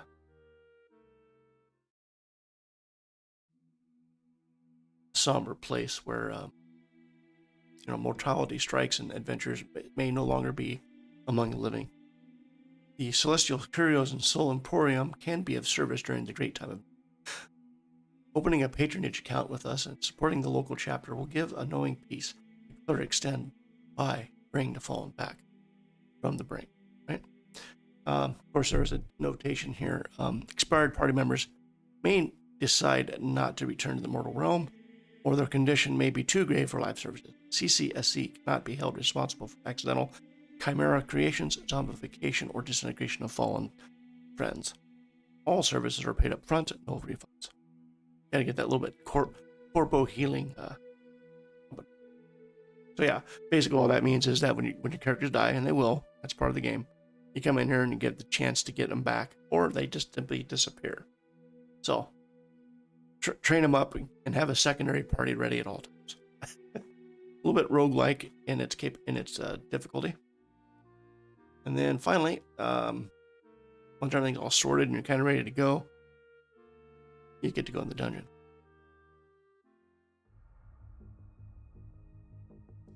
So the map is each level is 30 by 30 rooms, 10 levels. So there's 900 rooms a level, and there's about 9,000 rooms. That's every space you can move in the dungeon. you go in. This is what I've been working on lately, is the inspection side. Here's where you get to do some maintenance, like I would need to cast a spell. Let's get, let's get some protections going, enhance armor, things like that. Kind of get things prepared. Maybe enter a room, you read on the wall a certain clue. Oh, maybe I should cast detect magic. Go find your mage, cast detect magic now. Then you're able to do stuff in that room. That's what the inspection's for. And then camping is basically camping in the dungeon. Who doesn't like to be in an unsafe environment sleeping? So yeah, but there is the ability to do that. So yeah, so essentially you just go in, and so if you move around, this flips you around backward. And then if you flip around again, or rotate right, and rotate left. So yeah. So I have a map system, and I have a projection, and then I have a matrix rotation, so that it basically gives the instructions to. I drew all the 3D perspectives in chunks, and then it recreates the room from back to front, so it gives you a 3D perspective. But it's building the maze as you move through it. Sometime I may have I may put in procedurally generated mazes, or some floors to be completely generated. But right now, I actually have an online version of the admin tools that, as an owner of the game, you could actually, if you buy the game, you could then run this on a server if you want to, and you could have people come and connect to it and play it. You could then, as a DM, change everything about the game and create your own adventure with this thing. Yeah, let's just kind of move around. Right now, my characters are detecting some danger approaching. So that means I'm about to get attacked. Now I am.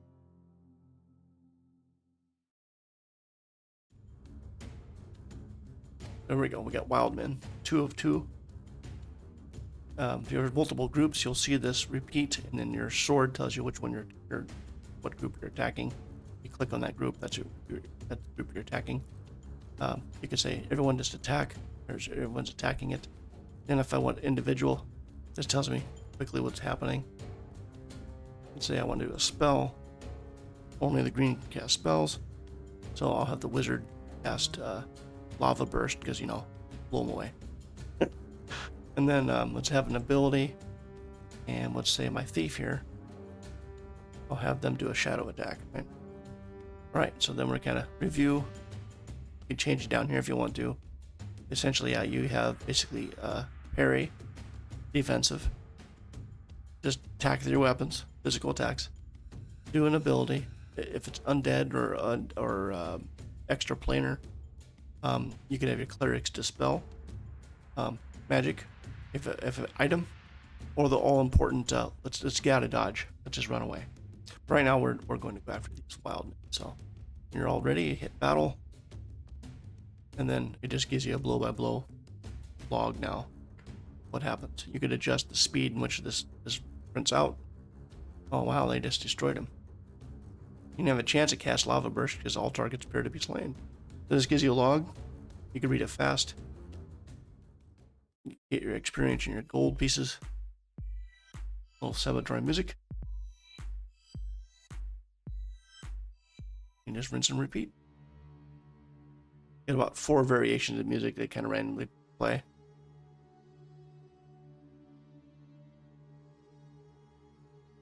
I could go upstairs if I want to, or I could go down the hall.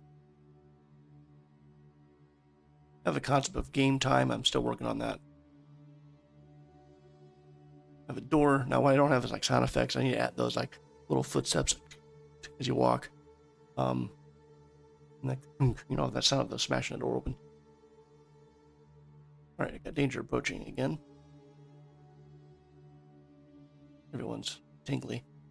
Alright, everyone's getting kind of paranoid now. Oh, there we go. Well, this is not good. These guys are, I don't like these guys. They have a secret attack. They have a chance at decapitating your character, just flat out. Just no ifs, ands, or buts. If they hit you, you have a 50-50 chance. You roll, and then you do a save, or you do some magic things, and they may get you. So Learn to run away from these guys. I'm going to see if everyone's going to start off with attacking. I'm going to do an ability. Shadow attacks selected.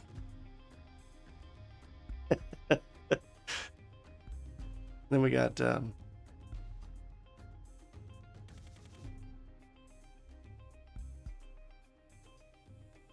a burst. This guy's going to do sleep. This guy's going to give me some protections right off the bat. Major protections. All right, let's see what happens. Look at it again to see. All right, battle. Right away, Riffrass, Poison Sword, Toxifies. Sleep goes off.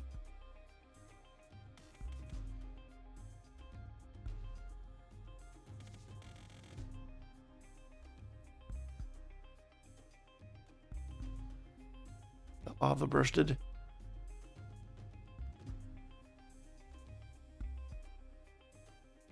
Ooh.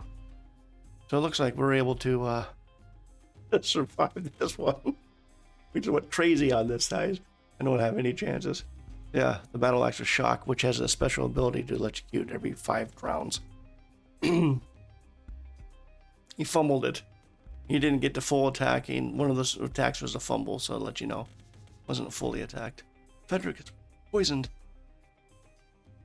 Alright, so right off the bat, Riffraff stabbed the guy and got him poisoned. But he didn't remove his head, so that's good. All right. An inspection. All right, so we got a character indication right now. Health, heart. This guy's poisoned. You can't heal him because he's poisoned. You need cure poison, which my guys don't have right now. So we're just gonna have to walk it off.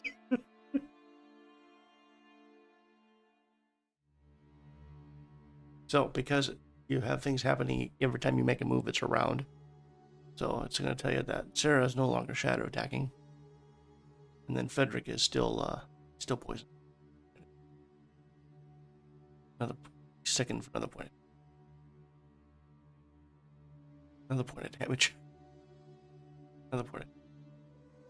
Finally, no longer poisoned, but we have some bad guys coming.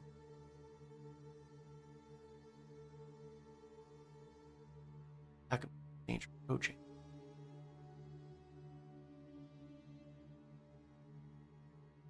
Engulfed in a wave of foreboding. So this is a special. If you get one of these messages, which is it's that imminent calm before the storm, they don't always detect this, but if they do, it tells you right now that your next move you're going to be attacked. So what you got to do is you hit your inspection and maybe cast some spells. Get a little preemptive strategies going. But we're going to throw caution in the wind, and we're just going to meet our foe.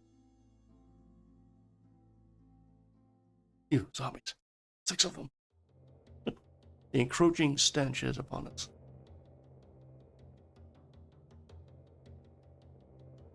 Could do something cheap like dispel them all, get no experience, but be alive. Or just burn them. Turn them into shish kebab. Lava burst. I will attempt. Oh, I've discovered a problem with my. Oh no, my UI is too easy to punch buttons, and I told my wizard to cast a spell, and then immediately said, "All right, now everyone fight." Of course, everyone's still parrying, so no one's fighting. We'll see how well their defenses are, but we'll start off the first round defensive. Thank you. All the art is mine. It's all my programmer art. Yeah, I spent a lot of time doing the art plus turn around and coding. So I started this September of 23. And I've been working on a lot of art and then working on the mechanics and things like that since then. Work on a part-time because I got to work my normal job. And then when I'm out of my normal job, I turn to this. Yeah, I appreciate that. Thank you. Hopefully I'm getting better and better at the graphics. All this is done in MS Paint, actually. So this is what you can do with MS Paint. I think one of my VODs I have I drew a couple monsters using the VOD. So, all right, we got lots of missing. That's good. Everyone is parrying, so it's going to increase your defense. All right. Yeah, Mysterio tried to cast a spell, but forgot which one to cast because I told him to cast a spell, but then I didn't tell him what to cast. All right, let's. All right, don't touch the battle button until you're ready. Everyone, attack. There we go. And let's just do it now. Okay, now let's do abilities. Sarah, let's go ahead and do the old shadow attack. Why not? Thief. On cooldown. There we go. A little more damage. Ooh, wow. Went ham on that zombie. Skewered at 36. Oh. Hackham's greatsword. Hackham is living to his namesake. So, 4 times for 41 damage. And there's still a fire. So certain spells basically will give them damage at first, and then give them an effect. So some spells don't do a lot of damage at the beginning, but the fact is that they are on fire, or actually ablaze, and the fire effect is burning them for 6, 6, 9, and 6 damage continually each round. All right, 3 out of 6 are alive. All right, I'm gonna do a spell. If you try to sleep undead, sleep doesn't work. It'll tell you that's the spell affected it, but it's immune. But is hold. Hold's different. I'll do a hold battle. Oh, he resisted. Bugger. He resisted.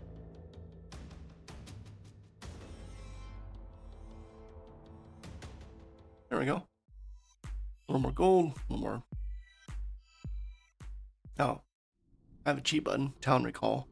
Normally you shouldn't be able to just recall back to town. You should have to go back to the maze, find the exit, but I'm a programmer, I gotta do things. So, yeah. That's the game in a nutshell, basically. What this game does, when you log onto the game, it's going to determine that it can't load a cookie from you. So it's going to create a data record. It's going to create basically your save game. It's going to have a GUID, essentially. I take that GUID and I use the server certificate and I encrypt it. And then I send that encrypted GUID to you. And that's what you store. And it's like long-term storage. And that's the only cookie that the website uses. If you lose the cookie, then you're basically disconnecting yourself from your save. I don't have a mechanism for you to get that back necessarily, but you do have the ability to go in and grab the link. It will save it into your clipboard if you have it turned on.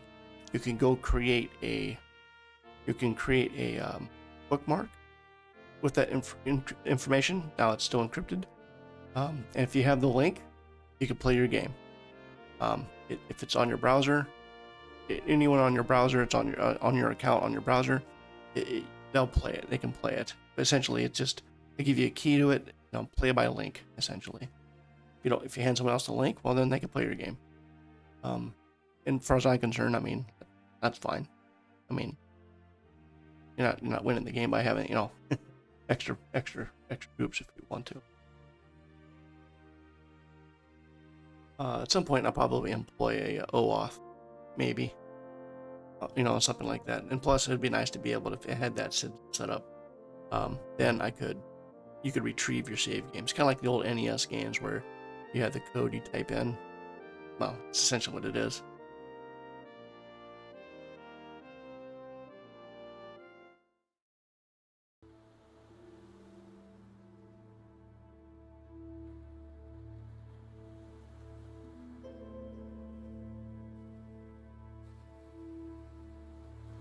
But yeah, I mean that's basically the game. I mean, the whole other side of it is the game structure itself, the way I'm building this out is I have a whole system, a whole class. Oh yeah.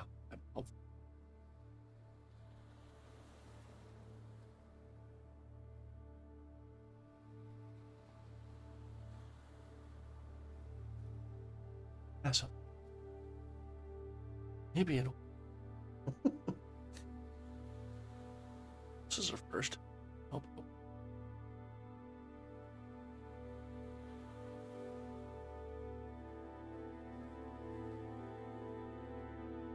Oh, wow. I've saved it. Okay. So this is the all the classes that are in the game. Kind of set up. Trying to get a visualization of the structure of the game. We're gonna have parts that make the game rules system. You know, what's around, how is battle done, what are turns, you know, what kind of state information you need, what's a party, what's a class. You know, everything's a base class called a character. It has stats, you know, your stats, and just build your character out. Then that's an abstract class. With that, you either derive player or a mobile.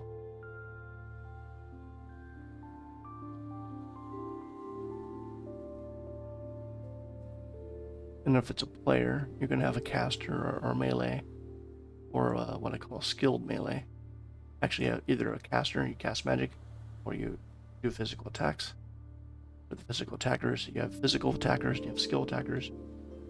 Then you have, you know, here's your different classes, your wielder, your fighter. So everything's built down like that way, so it allows me to separate, isolate, make changes only in small areas, bring, you know, capabilities up through, so that the engine itself will handle, you know, basically the engine is not like hard-coded ability, it's a system of abilities. So yeah, it is retro. It's not, you know, it's not super fancy, but you know, I hope it's fun to play. I find myself having fun in it, so that's good. I really need to get all the monsters balanced. Really start getting some challenges going. Actually gets that the simple mechanics of being able to, you know, open up treasure chests and get more treasure. Normalize the weapons. I don't, you know, everything can be bought. You know, I shouldn't be running around with great swords and, you know, full plate, you know, maximum everything. You know, I need to get all like the special conditions going. More poisonings, more petrifications, more, you know, more perils. Because I got them ready to go. I just got to initiate them. So once I get that going, I think it'll start rapidly designing, becoming a game. It's kind of funny. I'm making a game so that I can make a game. Because then it's the actual making of the game. Once everything's put together, it's like, oh, I got to build the whole thing. What's interesting is I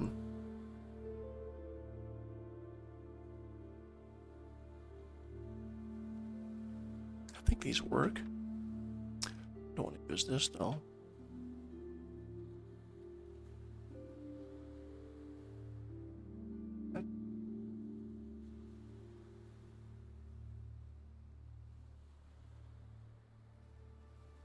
Actual website. Right, Treptera. Right, so here, cheat maybe. So I used to I had to also create game tooling. So let me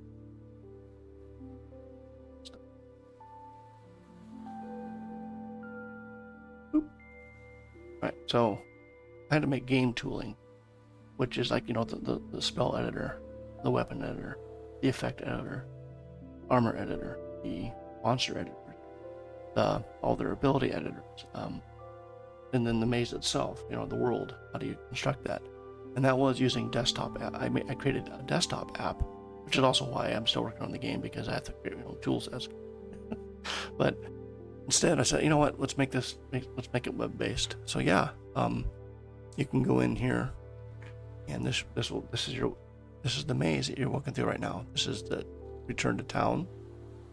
Here's your you can create your spawning tables. You have 3 layers of spawning capability, and single party spawn is like, that's the very specific that actually you fight. And encounter is a group or a ability of multiple groups to spawned. So you can create like basically a stable of these monsters called slime. That's an encounter. It picks based off of whatever percentages you put in there. It'll pick a group of an SP, and then you have what's called a scenario, which is a group of encounters. So you have scenario, it picks an encounter, which in turn picks what to spawn, and you totally control how much stuff is made, how many things are spawned, what weapon pool they choose from. It's randomly generated to make it random, and you set it all up. So I have to go in there, I have to craft all these tables. Well, basically every level you have this spawn table system. Right now I got 6 layers, and you can go in and say, I want spawn, and I want skeletons, and I want to put skeletons in here. No, I just put skeletons in there, and then I can export the map. I've now saved it. Next time I play and I go into that room, it's going to spawn skeletons at 1 in 10 odd. So 1 in 10 will spawn a skeleton. And so yeah, that's how you build out your maze. You build out your world, your difficulty. That's how you craft it. So yeah, you can go through and take a look at it at different levels. I think I got them all cleared out right now, but and then the scenario editor, you go in, and here's all the artwork I could pick. Like, yeah, you just create your weapon. You go in there and you create all your tables. Here's your armor. Edit this breastplate. Cancel. Or if I go to weapons, you can give it special abilities. You fill that out. Yeah, it's kind of like a D&D flavor, at least that tabletop a little bit. Yep. I mean, I do use D20s, but it kind of stops at that point. There's not a lot of rules at all. Even though mechanics themselves are not copyrightable. I'm not trying to copy that. Yeah, you can build everything out. So now everything's built. And your spells, like limited curses, minor blessings, minor harm. Like here's like that one spell I was casting. Fire Blast. So Fire Blast is a unique ID, level 3 Fire Blast. It's an attack spell. It's a hostile party group. Only a mage is allowed to cast it. Yeah, you set up all the parameters for people. Yeah, absolutely. You can totally, you can totally do that. Now, what I haven't done is made a bunch of art that I haven't drawn a bunch of weapon art. I may do that still, but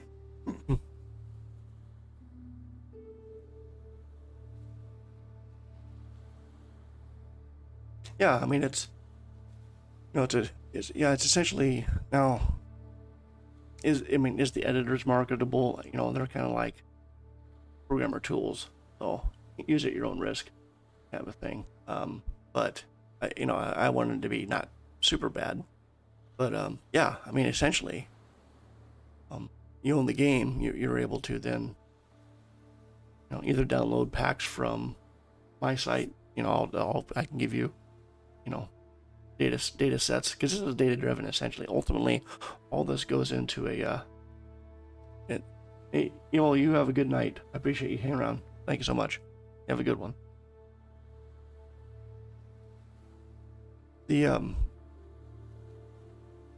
So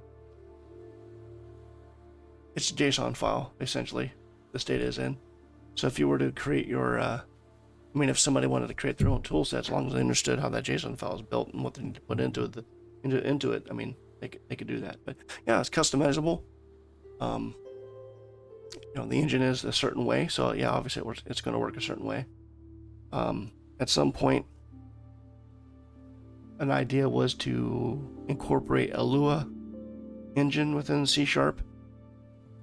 Then ultimately, I pass in the objects you need to. Yeah, you know, might use Lua. From a programming standpoint, I mean, I could release the library where you would just include the library in your project and then add a spells DLL. I'm not sure. I've kind of looked into what if you were to have it load a DLL. I use reflection, you know, to go in there and figure out things, but you know, that's like, you know, further on down the road. Yeah, so hopefully, I mean, I have no idea how this will do. Right now, it's a like I said, it's a web server game. You use your browser. So how do I package that in Steam? It starts becoming a challenge. Some aspects I thought about is like, well, if I use Game Maker, create the UI front end. I appreciate that. Yeah. If I could create a UI in like the Game Maker, and then make this more of a back end engine. I don't know. I'm trying to figure out how to package it, you know, into a running program in Steam. Essentially, I need a program that fires off and like shells out and runs your browser.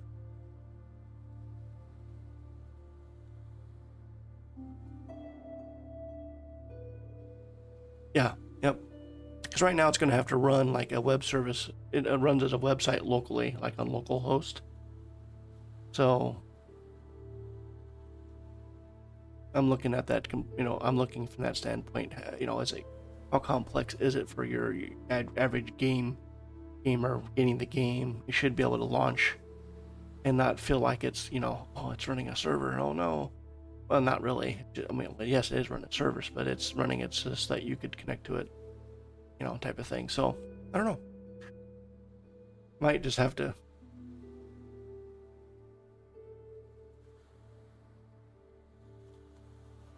Yeah, there's a little bit of menus. I mean, once you get in the flow, it's not too bad, and they've actually been cut down quite a bit, even.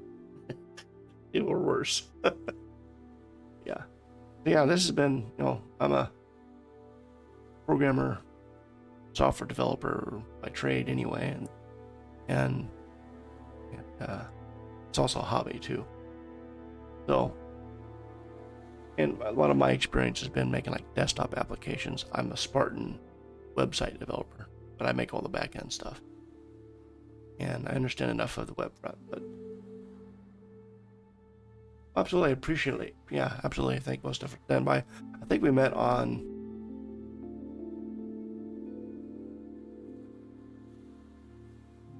Oh, I don't know if it was Setos. I don't know if you're on Setolix, or I got a few other people I follow. Maybe Average Goob or.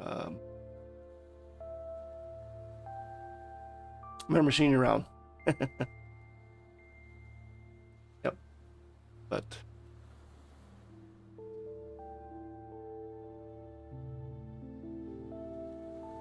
yeah, I mean it. Yeah, I'd have to figure out how to make. Like I said, it's browser based, right? So you know, trying to make a action browser based game. I mean, a video like, oh, I get to scroll. But yeah, you know, I gotta get a marketing guy or something. Oh yeah, absolutely appreciate that. Yeah, you know, I so my stream's basically been working sessions. I'm at, you know, it's not too much of a you know, your typical streamer personality. I'm really just trying to go code or talk about code. You know, I'm not perfect. I can do what I can do and, you know, talk about it. I'm not here to prove anything necessarily. Just have fun making the game. Yeah, I was thinking about raiding. I'm gonna go take a look here.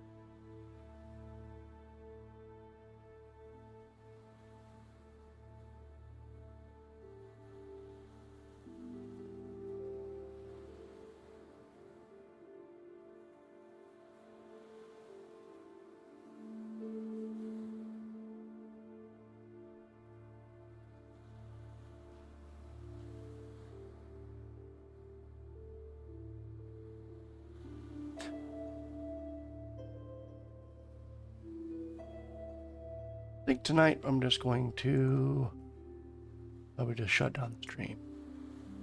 My the channels you should follow. I'm not doing anything right now. Still trying to find different places to go stream. Certainly appreciate it though. All right, sir. You have a good one. I'm gonna be probably on. Let's see, what is today? Thursday. I might be a little bit tomorrow. I need to get I don't really have a stream schedule set up yet, but I'll be working on that, and at least have a couple nights of common. Yep, you too.